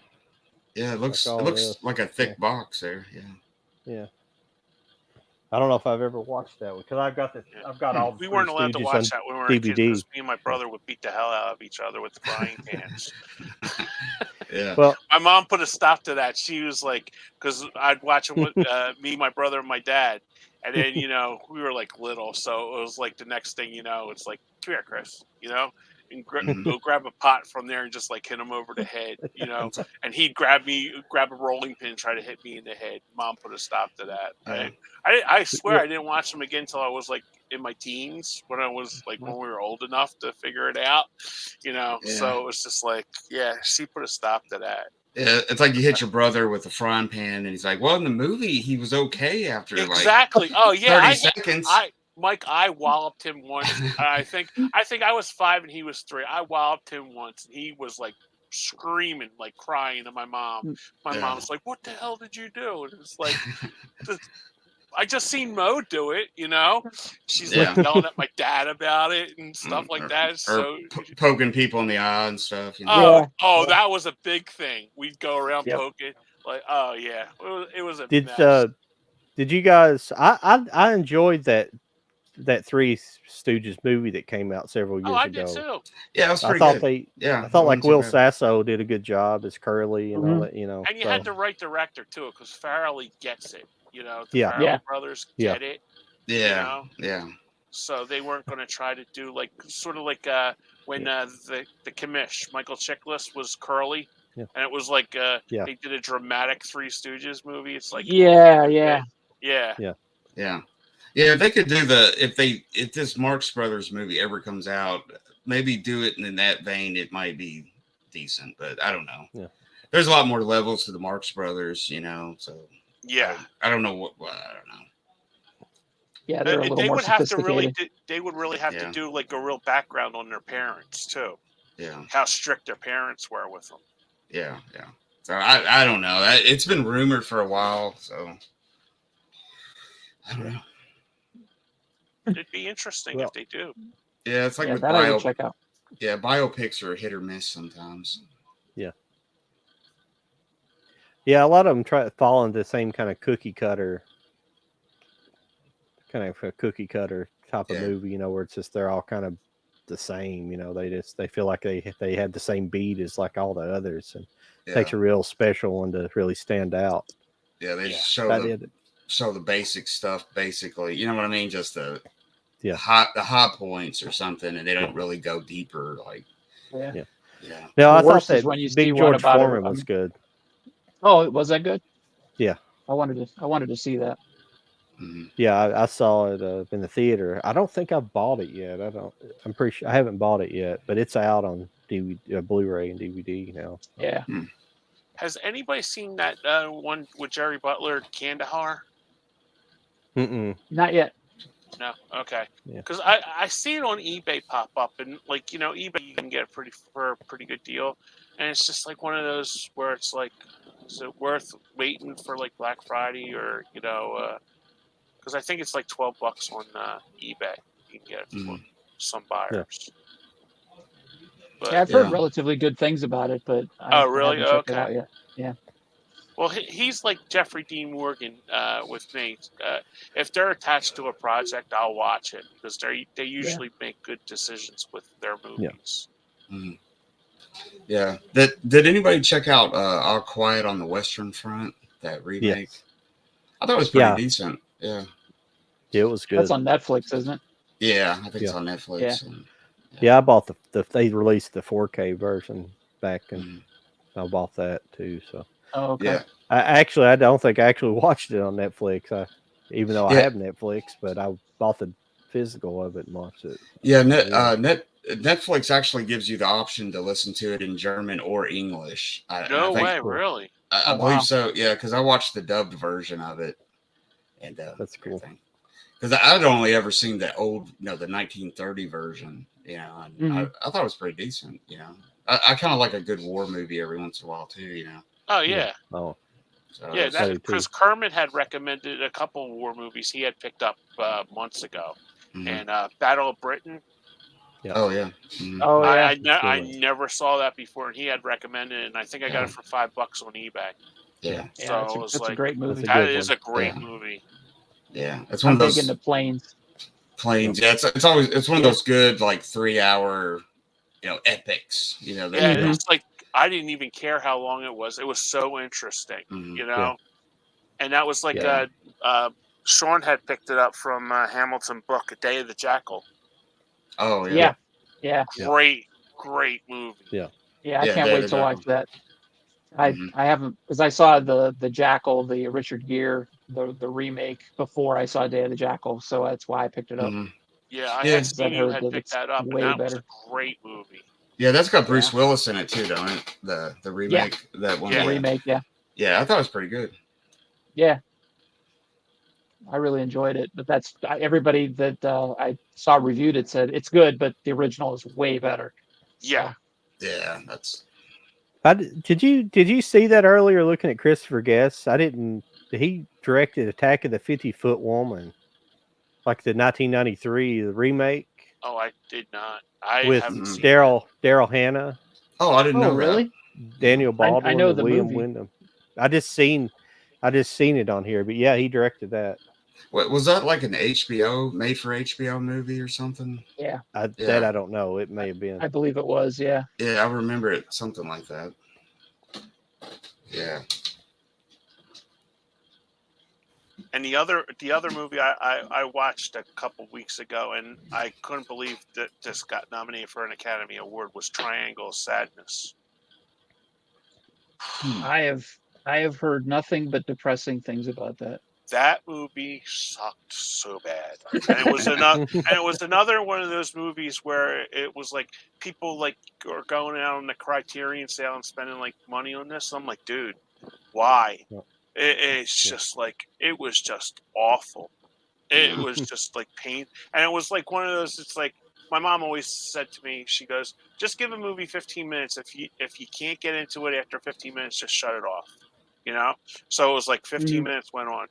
Okay, it'll get better. No, half an hour. No, it didn't get better.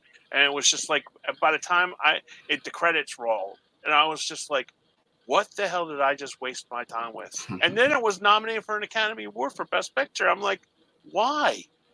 You know? But oh, dude, guys, stay away from that one. That one sucked really bad. Yeah. I haven't even. I don't even think I've ever heard of it actually. I've seen like people picking it up on the Criterion sale, and I'm not a big Criterion kind of like nerd like that, you know. Yeah. And it's just like You don't. you know, because like a lot of the movies that Criterion comes out with, like there's Sands, like Some Like It Hot. I'd like to get because I love that movie. It's a Mad World. Time Bandits was another one. I mean, there's some, but it's like I like seeing people pick up like Thelma and Louise, and I'm like, I have a $4 Blu-ray copy that I got from Hamilton Book. You know, why do I need to spend $50 on something that just? Hey, I have that. So. No, I wasn't. Do you have it seriously? Yeah. Oh wow, I did not know that. Everything that you're Now seeing straight behind me here, that shelf is Criterion. I like Criterion. It's no, but it was some of them are artsy fartsy kind of shit that I don't get into. But it's just like I'm thinking to myself, some of those movies are good. Yeah, I don't get into all of them, but I do have quite a few Criterions and stuff. Yeah, I'm not a completist Criterion. Like I don't have to have every number. Like they're numbered Criterion, they're like numbered, and some people try to be a completist and buy all of them. I don't do that because there's a lot of them that look boring that I have no interest. But there's some great stuff on Criterion too. I mean, that's because there's over how many is on Blu-ray right now, Mike? Like probably 1,500 or so. Yeah, I think the number's up to about. It may be up to almost 2,000. Yeah, like I probably got a couple hundred. So you know that's pick and choosing, and you know just the movies that sound interesting. Yeah, I wish they would do that with like Warner Archive movies. Because I like the Warner Archive movies, like with like the Cagney movies and the Bogart stuff, and I really enjoy those movies, and I wish they would take the care that they do with the Criterion with them. Yeah, some of the recent ones they've released on Blu-ray have been really good quality. I don't know if all of them have been restored or anything, but some of them look really, really good, really nice. Just lost my headphones. Can you guys hear me? Yeah. Okay. You're good. They just died, which may be telling me something. Yeah, we've had a pretty good good conversation. Yeah, we're almost at the 2:45 minute or time. Yeah. Oh wow. I don't even look at the time when I'm talking to you guys. I just now looked up at it. It's like 2:42. I was like, okay. Ooh. But some of the best kind of niche companies is probably Kino Lorber. I think me and Mike buy a lot from Kino Lorber. You know. Yeah. They've been really just putting out all kinds of good stuff. 4Ks now, and I think they just started doing like Kino Cult. They're putting out some other stuff, but they're on a roll. I mean, they come out with at least one thing every month that's like I'd buy that. You know, at least one. So I've just started noticing that I'm picking up a lot more Kino Lorber stuff lately. It's just strength of the titles. I don't buy by label. I could care less what label something comes out on. But, well, the only reason that I ever got into Kino's because I was buying like that, like you're talking about, and I started noticing Kino Lorber and all this. So I thought, well, I better look into these. And this happens a lot of the movies I'm interested in. They'll put it out. Like Life Yeah. Stinks, I showed you earlier. It's it's Kino. So Yeah. it's just they put out a lot of great stuff, So I pay attention to stuff like that. Yeah. I'm on their email list, so when they have one of their sales, I'm always going through every title and seeing what I could pick up. Yeah. Yeah, they're probably one of my consistent favorite labels. It's kind of hard, but yeah, I pick and choose. I don't have to get everything that comes out every month, but yeah, Kino's always good. Yeah. Let's see, Kino and God, who would I say the Arrow. second? Arrow, yeah, definitely. Yeah, Arrow. Yeah, and then Indicator actually does have a lot of good stuff. I tend to not buy a lot from them just because their sets. Well, a lot of times they're you have to have their Region B stuff, and they're a little pricier. They're not too bad sometimes, but they're a little pricier than regular stuff. So I tend not to buy them as much. But I'll be perfectly honest, Mike. I think my Indicator set of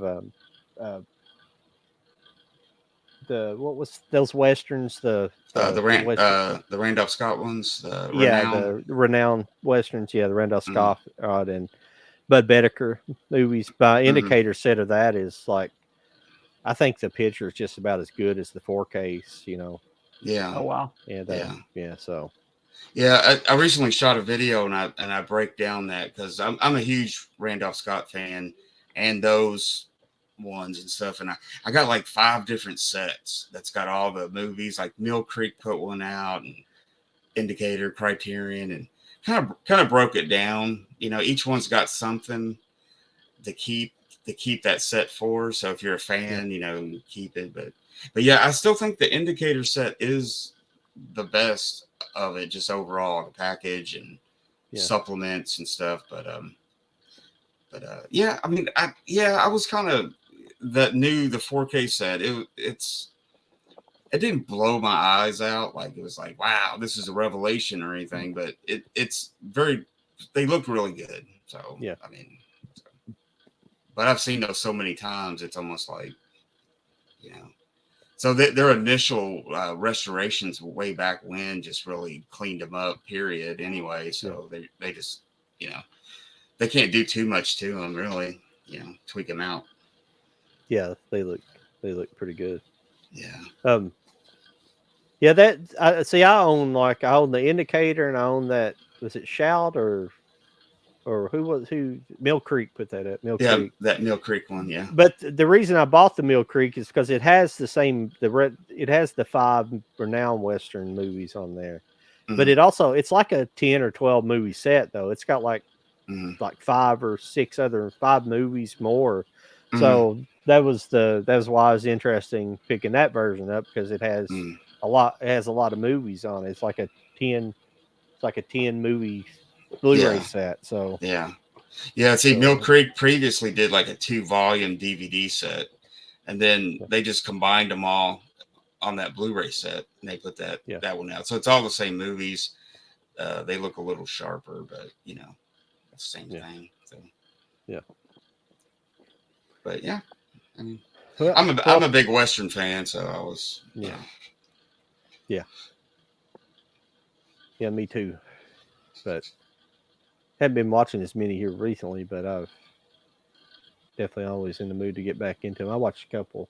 I watched some of those. I wanted to check out what did I watch the other day? There was a Western. Oh, I watched one of the Audie Murphy Westerns. I got it was in that set. It was a really good movie. Yeah, that's another. Yeah, that's a cool thing that Kino does too. They put out those noir sets and those Western sets.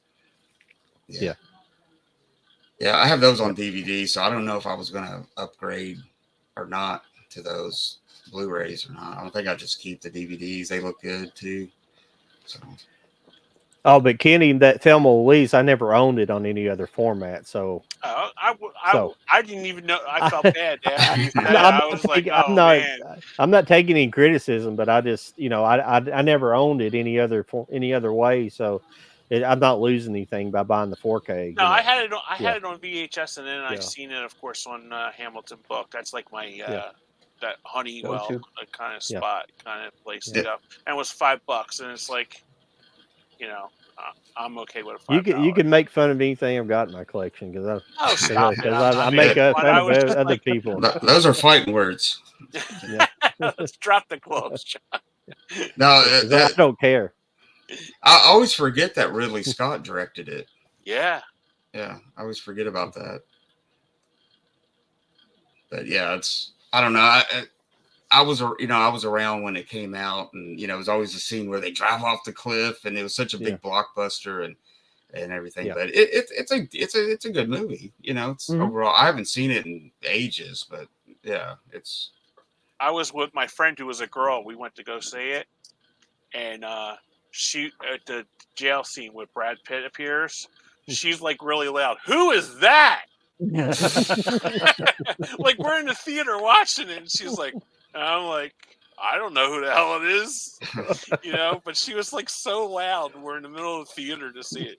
If Sean worked there, he probably like, come on, lady, get out of here, But it was like she was like, I'll never forget because I always talk to her, and I talk to her every day, and I mentioned that to her. She goes, "Oh, I was so embarrassed, but he was so awesome. gorgeous." That's awesome. Yeah. Everybody forgets like what a hunk guy he was back then. Before he got he's got the acting chops. Oh yeah. Now back then it was like, what is he? But I don't know. He's always been a pretty decent, pretty face and good actor. I guess But yeah. Yeah, I kind of like that. I like that zombie movie he made. What was that called? World War Z. Yeah. Yeah, that was good. That was really good. Yeah. I think I went to the movies and saw that. It was pretty cool. Yeah, and 12 Monkeys is a great movie. Yeah. Yeah. I told you guys about that story with Brad Pitt, didn't I? I don't think so. He shot. Okay, my mom worked for a law firm. Okay, and he was working in the set. You know how dirty he was in the movie? Yeah. The scene. Well, he came off the set working overnight in Philly because it was shot in Philly. Yeah. And he went to see my mom's boss, who was a partner at this law firm that she worked for. He's literally sitting in the waiting room, and my mom was, she worked for 5 different partners. She sees this as my mom would say, this scuzzball sitting like in front of her, and she's like, "Oh, I'm here to see Alan," and my mom's like, "Sure you are," kind of. My mom had no idea who the hell Brad Pitt was. Okay, that's funny. So she, after a while, her boss Alan came out and met and said, "Oh, come on in, Brad." Just like nonchalantly. And my mom goes, she's talking to one of the other secretaries. "You should have seen this scuzzball that came in to see Alan earlier." So when she signed an autograph, and unfortunately, I could not find the autograph after she passed away. And it said, "To Margie, my favorite fan. Love Brad Pitt." And I always thought, and she came home and told me and my brother, and we were like, "You don't know who the hell Brad Pitt is?" She goes, "I don't watch those stupid movies you guys watch," And I'm like, "Mom, go to the shop, right? You'll see like his picture like on like anything." So I'm like showing her like in the People and stuff, and she goes, "Oh yeah, that's the guy who came in there, but he cleaned up well," And it's just like I always have that fun story to tell about my mom, but it's just like, yeah, he was making 12 Monkeys, and he literally came from the set. Oh yeah, funny. Yeah, that's cool. So it's just like whenever I see it, I'm like, yeah, that's the part my mom seen when they were filming it. Yeah. So yeah, I was watching a documentary or something where they filmed it. It was like an old something that's supposedly haunted. I think it was one of those like haunted shows. It was you like see it was like a rundown prison or prison or something. Yeah, something like that. and Yeah. because one of the ladies, her son was the art director in the movie too. So like he was like basically like palling around with Brad Pitt because he knew the city because he grew up in the city. So that was kind of interesting that time, you know. That's cool. Yeah, that's cool. Yeah, that's a pretty cool story, and I haven't heard that one. Yeah, I thought Yeah. I tell that so many times I forget like who I told it to. Yeah, but she came home and she goes, "Boys, you'll never guess who I met today." You know. Yeah. Yeah. The only story close to that is that movie Elizabethtown with Kristen Dunst and Orlando Bloom. They filmed it around the town where I live, about 5 miles from here. Oh, neat. And stuff. So it was the big to do when that happened. It was just it was like it's like Mayberry here or something. Sometimes it's like, oh, the big movie people came. Oh.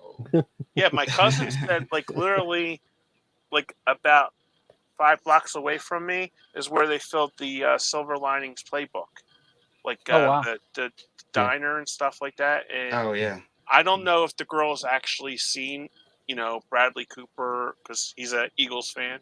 Go Birds. Yeah. And Jennifer Lawrence. That's who I would have been ready to see, Jennifer Lawrence. But I don't know if they ever seen them. But like they have like in the cafe where where it took place, they actually have like their autographs hanging on the wall, and the booth was like Jen and Brad sat here. That's cool. Yeah. I like that movie pretty good.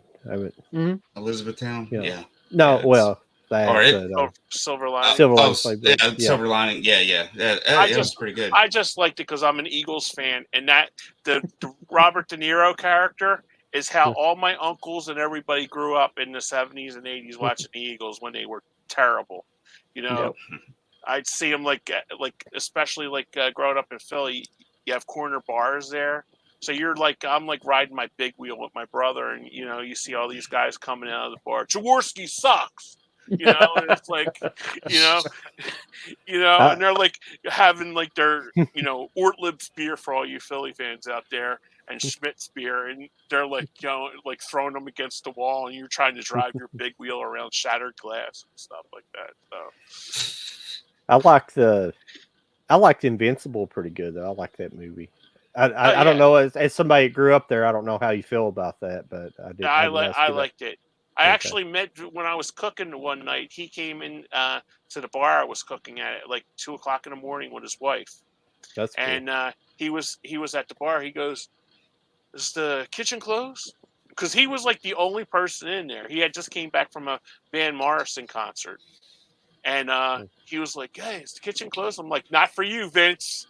I'm like, "Order whatever the hell you want." It's like, so we were there till like 4:00. He closed it while we were cleaning up the kitchen and stuff like that. He was just talking about like of course, the Van Morrison concert, but we were like, me and the bartender were like more interested.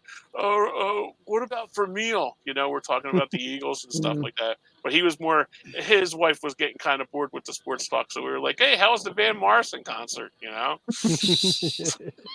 So we kind of drifted off of sports, but it was kind of neat, I think what's even better is the "It's Always Sunny in Philadelphia" episode where the gang gets invincible. Yeah. Have you seen that episode? No. It's Always Sunny. Yeah, Always Sunny in Philadelphia. They have an episode where they basically do that. They go and try out for the Eagles. But I'll have to watch that now. I did not know that. And like they're there, they're like at the training facility where they're doing it. And they're like, "Why is all these people wearing capes?" But like they keep referring to the Invincible movie, but they keep referring to Mark Wahlberg, but they keep referring to it as that New Kids on the Block movie. Marky Mark. I'm telling you, I still call him Marky Mark. I do too. Yeah. Accidentally, but Yeah. Or he also did like the Calvin Klein commercial. Oh, yeah. or stuff. The early Yeah. 90s, yeah. Yeah, like the underwear model. Yeah, but obviously, like in that episode, like Mac and Dennis are trying to compete with each other. They keep talking about how good they are and everything, and but Sweet D, she decides she's going to dress up as like man and try to make the team. You know, I've And never yeah, it's watched just an episode of It's a that crazy show. show. Is it really? I've never watched. yeah. I like the really. girl on it. She was in the Mick Mhm. show, the Mick on Fox. I think Yeah. she's she's really funny. Yeah, Caitlin Nelson. Yeah. Yeah. Yeah. She's not Yeah. bad on the eyes either. No, she's a skinny one, but I don't mind that. So Yeah. I think I've Tall only and seen. skinny. I think I've only seen like maybe a handful of episodes. No, I have just about every bit of it except maybe the last couple of seasons on DVD. Yeah, Hey, I love Katie. that show. Hey, Katie. Yeah, but she's what was I thinking about? Yeah, but when they cast her on the show, like they were all friends like beforehand. I think they went to like acting school, stuff like that, did things like that in college. But before they knew her as a friend, but when they cast her on the show, they didn't. She didn't have much to do. Like she was just kind of there. She didn't have much of a character, and she was like, well, I'm not going to do the show if you guys aren't going to write one. Then they were like, well, we don't know how to write a woman character, and she was just like, well, just write me as a man. So that's how her character. That's why her character's the way it is. She's like kind of surly like a man, and like she just. So he said, just write me as a man, and I'll play that character. Yeah. Oh wow, That's hilarious. Yeah. Yeah. I do like the show he does with Berg from Two Guys. That's another guy I call Ryan Reynolds Berg because he was in Two Guys, a Girl, in a Pizza Parlor. Oh yeah. Welcome to that's Wrexham. going back. Yeah, but that's how I know him. Yeah. That's the first thing I seen him, and it's like if I'm talking to my brother, I'm like, "Oh yeah, did you see the new movie Berg's in?" And my brother will just like pick up, It's like that, and I just have to correct myself, I'm sorry I missed that earlier, so apologize, Kate. Apologize about that. Yeah, Katie's got a good channel on the YouTube too. Yep. Oh, what channel is it? What it Katie says, Warman's. Katie Warman's. Okay. Yeah. Yeah. She does a really good channel. Yeah. She's in the horror. She likes her horror movies. Yeah. And I know she likes and cats, and I know she likes the Tim Burton movie, Nightmare Before Christmas. Yep. Yeah, she likes to collect a lot of stuff from that. I'd like to get to some. I'm trying to think about. I'm thinking about getting some horror people for like a October show sometime, or maybe throughout October, to do some different horror stuff. So, and we've already on the Cult of Collectors we interviewed Analyzing Horror. I don't know if you're familiar with her. So I thought I talk to her some every now and then, so I might get her to come on and. Yeah, she's got somebody she's got like Katie cool might be good.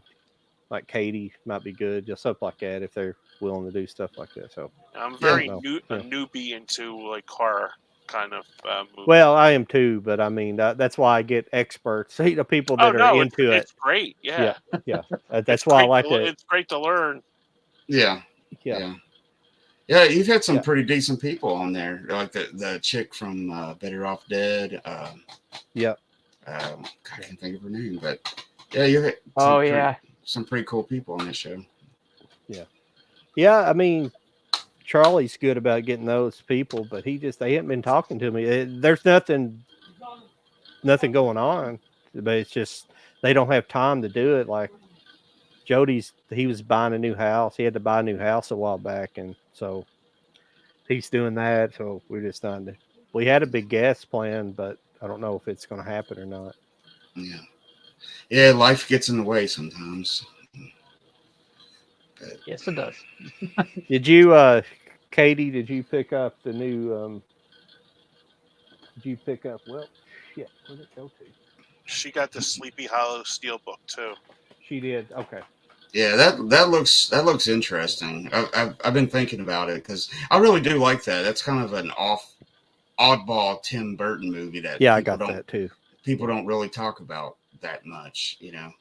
And Yeah, another, I always got those Mike confused with From Hell and Sleepy Hollow. I always got those two confused. I wish they would put Bringing Out the Dead at least on Blu-ray. It's like it's only on DVD.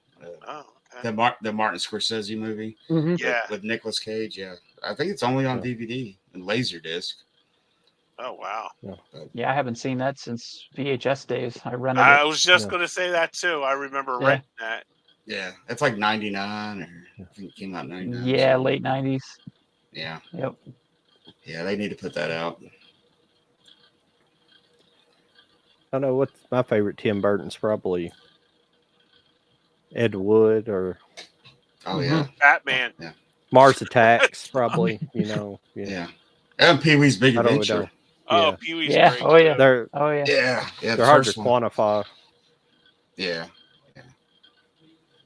Yeah, he's made some good ones and some bad ones, but yeah, that was a very, Katie was saying that was a beautiful steelbook. Yeah, it's a very unique design with it's basically a steelbook and a, what I call it earlier, it's a digibook all in one. A digibook, yeah. It's a very cool thing. I'd like to see more of those actually, and have this one had the Sleepy Hollow book, but I like to see some that has like production notes and stuff in it. That kind of book it has, like the regular digibooks. It has like information about the film on it inside of it. It'd be really cool. Yeah. It looks like they really went a little step further with it, than normal. Yeah, which is pretty cool. Yeah, I'd like to check that out. I didn't even know it was out, and then, like I said, I saw it on Instagram today, and then you showed it, and I was like, oh, okay. Awesome. Yeah, it keeps popping up on my Amazon thing, every time I get on there. So it's like your recommendations. Me. Yeah, recommendations. Yeah. I can just talk about something to somebody, and my phone will pick it up, and the next thing you know, it's like it's crazy. Yeah. It happens all the time. Yeah, it's wild. Well, fellas, we're running over 3 hours here. Probably about time for me to.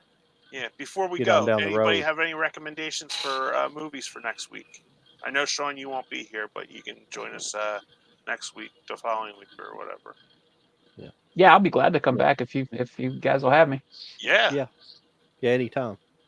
All right, awesome. More the merrier sometimes. Yeah, right. But we also, I want to, obviously my channel's not big, not a big channel or nothing, but even if and it won't ever happen for me, but if I ever got big, I would keep having different guests on. That's the worst thing. When people get big, they just quit having they just only will have big guests with big followings on it. I understand why you do it, but it's kind of sucks. I'd like to keep on supporting everybody on YouTube instead of because more than just the big creators have an interesting story to sell. Yeah. I've found some good channels through some different live streams. Yeah. Well, make sure you come back next week and we might even have you on sometime, Katie. And unless you're a lot bigger than us, maybe you don't want to come on and we'll stoop to our levels so far. But anytime, because it's definitely getting into the horror time of year for people. I know some of the big horror people are getting excited, like they kind of celebrate September and October, and Halloween Eve. Yeah, I was trying to think, Kenny, of a movie. I was thinking about something earlier. I apologize. I picked up that 4K steelbook or the 4K Swamp Thing, Sean. Oh, you did? The one I bought by accident, or didn't buy by accident. I bought the Blu-ray by accident instead of the 4K. Oh, yeah. I've always liked that movie ever since I was a kid. Yep. Yeah, Katie there's a steelbook I bought off Amazon. I just had the Blu-ray steelbook, but Terrifier 2. Have you seen that yet? I haven't seen either one of them. Yeah, I wanted to. They're I pretty want to good. get that. I want to get that Swamp Thing on Blu-ray because the fact they have a sticker on it that says staff picks from Movies Unlimited, and I worked at Movies Unlimited, Oh, that's so cool. it was kind of it kind of brought back us putting Stickers and stickers Yeah. on the VHS tape, so Mhm. that kind of brought back a cool memory of having that. yeah, that's pretty cool. Yeah, you can stream with your phone. You just have to have a pair of headphones. You might not be able to go 3 hours though on your battery, but you can go maybe 1 or 2. So Yeah. that's the worst thing, unless you get a dongle that allows you to plug your headphones in and a charge cable at the same time. Mm. You can do that. So Yeah. yeah, but It you can can- definitely stream, but you definitely need a pair of headphones because if not, you get feedback. Charlie Right. does it somehow on our channel, and I don't know if he's got really good hearing and he can hear it down the volume down low, but his never gives any problems. But like we were having a lot of trouble with Kenny was listening to his through a laptop, so his speakers were causing the issue. But Yeah. so Yeah. yeah, Yeah. but that's it. Yeah. Well, a couple of times that I'll- happened to me too, and it's not fun. It just makes it harder to hear and everything. Yeah. So. Well, I'll try to get in touch with you on Instagram if you have an Instagram, and because I don't think I follow you, I'm not sure if I do or not. So I'll try to get up with you in the next couple of weeks, and we'll do a show.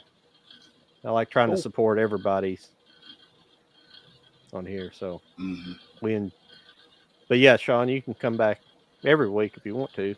Just whenever you have a Okay. chance. I understand Sure. being a married guy, it's sometimes you can't do it. So Right.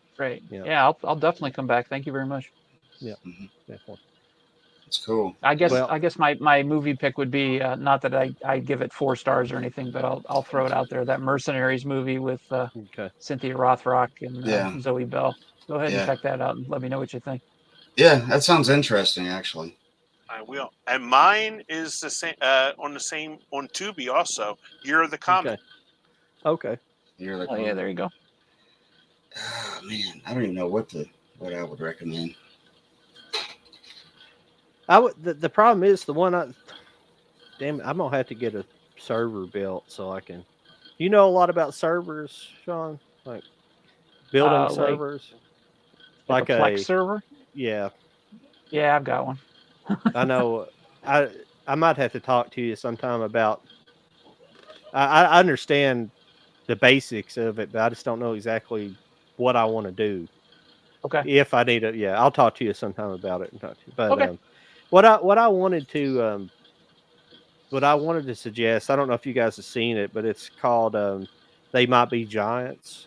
I don't know if you can find it on any of that stuff, but it's came out in 69 or 70. It's it's got George C. Scott. In yeah. it. Yeah, it's 71. Indicator has a release on Blu-ray. Yeah, but I was trying to see if it was on any of the platforms or Kenny and Mhm. everybody, so we can all watch it. So No, and Yeah. I know I don't own that. I've never heard of that one. oh, it's excellent. It's like essentially a Sherlock Holmes movie. Yeah. I was just reading it. He's convinced that he's Sherlock Holmes. Yeah, it's very interesting, very good. And yes, it's where the band got their name. They Might Be Giants. So Oh, Okay. okay. they got it from that movie. Yeah. Hmm. If you're not familiar, they're kind of a power pop band from the 90s, early Oh, yeah. 2000s. Yeah. Didn't they do Yeah. the Malcolm in the Middle theme? Yeah, I think so. That's how I know. Yeah. Mhm. That's another Hmm. blast from the Yeah. past. Yeah. I don't know what to pick, man. Y'all can just Okay. throw something out to me and I'll watch it. Let's think. Let me think here. I You think my brain's winding down for the day. I just Yeah. What would be an easy movie? I just kind I of don't know. I think my Mike, I think mine might they might be Johnson's on Kino Lorber. Yeah, I think there's a Kino release too.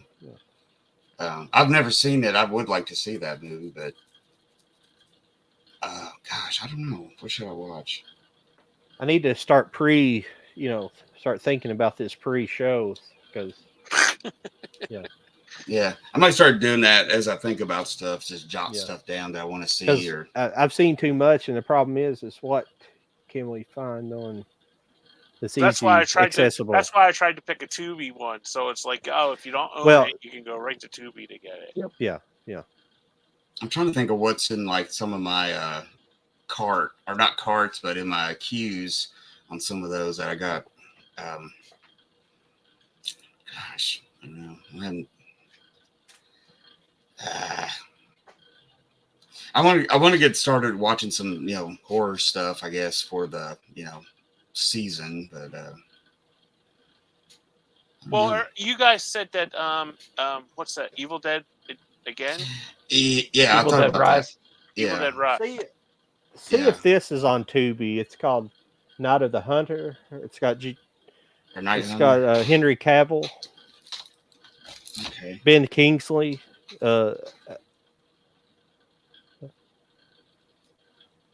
Alexandria Daddario. Alexander Daddario. I don't know why. Let's see. What's this all on? No. There's an old one called Night of the Hunter. Yeah. Yeah. There's a Robert Mitchum. It's one. just it's not. Did I Yeah. say Night of the Hunter? It's not Hunter. Excuse me. Oh, Night Hunter. Okay. Not Hunter. Yeah, I'm sorry. It might be on Amazon Prime Video. Yeah. Let me see. Yeah, it's not. It has Prime on it, but it doesn't say if it's free or not. Yeah, for $3.99 you can rent it. Hey, it's only Yeah, $3.99. I'll take a chance on $3.99. Yeah, I mean that's. Well, I picked this up at Half Price Books and I haven't watched it yet, so I thought that'd be a good one. But I mean, we'll see. Okay, well, I'll research it, and if not, I'll just rent it. It's Yeah. Well, maybe let me look through some stuff and I'll try to pick something for you guys. Because off the top of my head, I have no idea. yeah, We've all seen so much and anything. Yep. Yeah, I'll have to get on Tubi and try to find something that I think you guys haven't seen. Dude, It's I'm easy telling you, to- if you go on there, it'll be hours because everything will just go. Oh yeah, I want to see Yeah. that. I want to see Mhm. that. Yeah. And it's like I Yeah. think I got like about 300 on my queue. And Yep. Yeah. Same here. Oh, well, I mean, I'm gonna tell you right now. I want to do.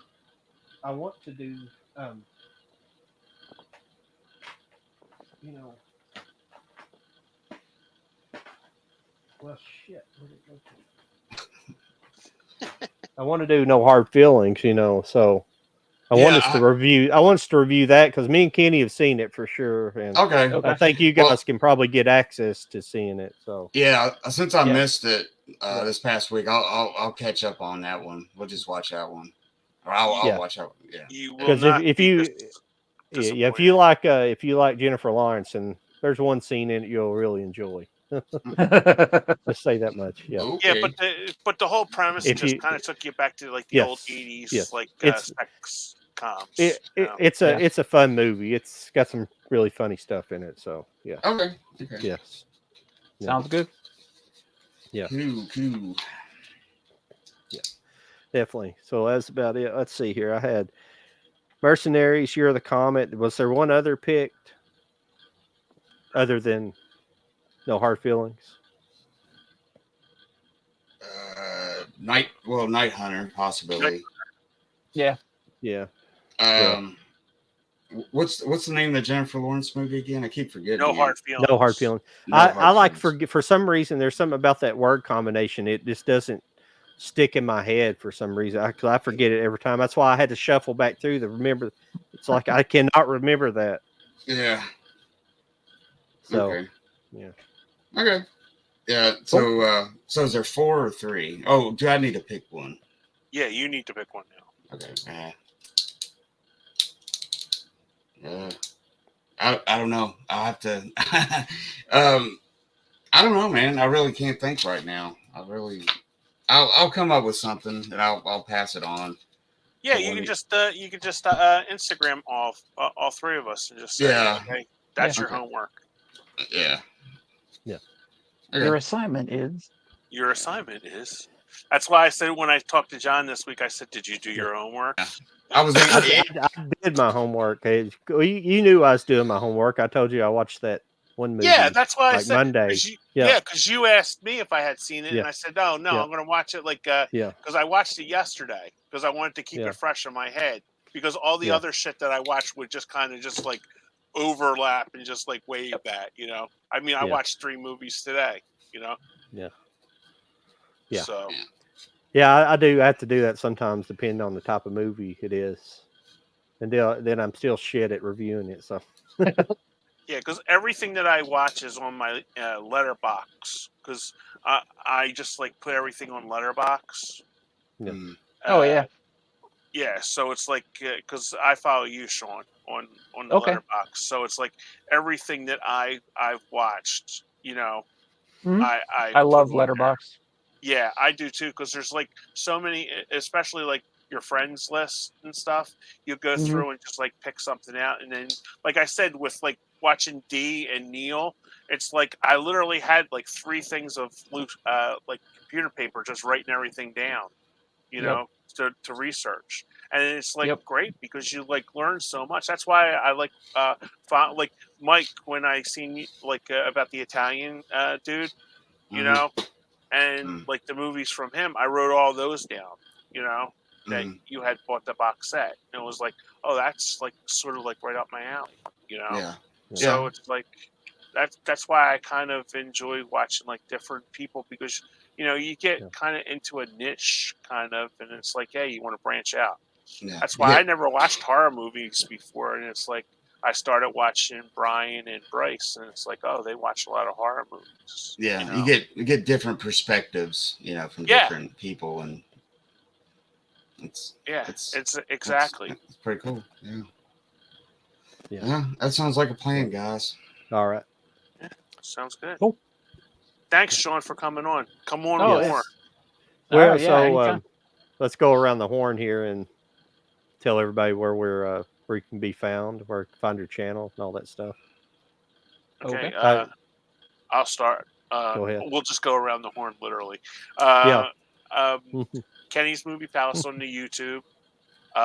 Kenny19 on Instagram, and I also do. I'm on Twitter, or X, and that's Jericho Kenny. So Okay. that's just basically Excellent. everything for me. For me, right there. Yeah, Whoa, you're up. there it is. Yeah, we're going right down the horn. Yep. Movieassault. Like, you can search that, and you'll find me pretty much anywhere. I'm on Threads, X, Facebook, obviously YouTube, and I think that's it, and Instagram. Okay.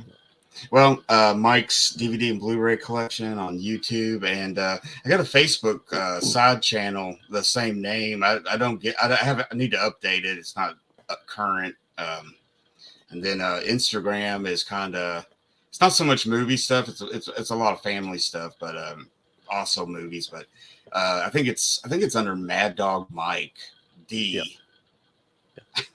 I don't know, Yeah. old nickname for something. So. but that's about it for me. I don't have a lot of other stuff. I don't think movie related. Yeah, you can find me on Low IQ Media on Instagram, YouTube, and X, I guess we call it now. X. Yeah. And technically, I think you can search Slow IQ Media on X, but it's under it's something else because I got my other channel banned a long time ago before Elon. So so my heading is Low IQ Media, but it's like something else. I can't even remember now off the top of my head. I'm not a big Twitter person, so and And also on my Facebook, I also run a daily blog. It's called TVs, Movies, Music, and Stuff. Oh, okay. And I just post. I'll send you a link, Mike. Okay. Because Sean's already joined the page. Yeah, it's good stuff. Yeah, so I do that like daily. It's just like basically like all pop culture stuff, like birthdays and like would you eat this? Like I always take like pictures from like burgers from like in like Vegas or Texas or something and post that, and or just like like the other day I put a picture of Bob Seger on there, and like I had some people are like, who the hell is this guy? Literally, and you just have to. It's like it was basically when you see this person, what's the first song that you think of? Yep. Like today was Pat Benatar. I put a picture of Pat Benatar. So after the whole fiasco with Bob Seger, I learned my lesson and put Pat Benatar in like big letters. And like still people are like, who? Yeah. So I think they do that just like to annoy me, but Roll. Yeah. So yeah, it's just like a little fun page that I put up every day, just like celebrity birthdays, just nonsense. Yeah. Well, I think it's time to get out of here, and I'm about ready to chill out for a while and probably watch a movie. I don't know. Yeah. Probably that's what I'm gonna do, more than likely. Yep. Yeah. Go to bed and watch a movie. Yep. Or something like that. Yep. Well, it was nice talking to all you guys. Yeah, same here. Until Thanks again for having me on. No problem. We'll see you again, Sean. Yeah. Talk to you next week, Mike and Kenny. Yeah. Well, I'll be talking to you throughout the week. So absolutely. Yeah. Well, y'all have a good week and all that good stuff, weekend and everything. Talk to you. So. Happy talk to everybody Sean. later. Thanks everybody for you. showing up this week, and we appreciate you guys coming by. See ya. Yeah. Take care, guys. Yeah. See you guys.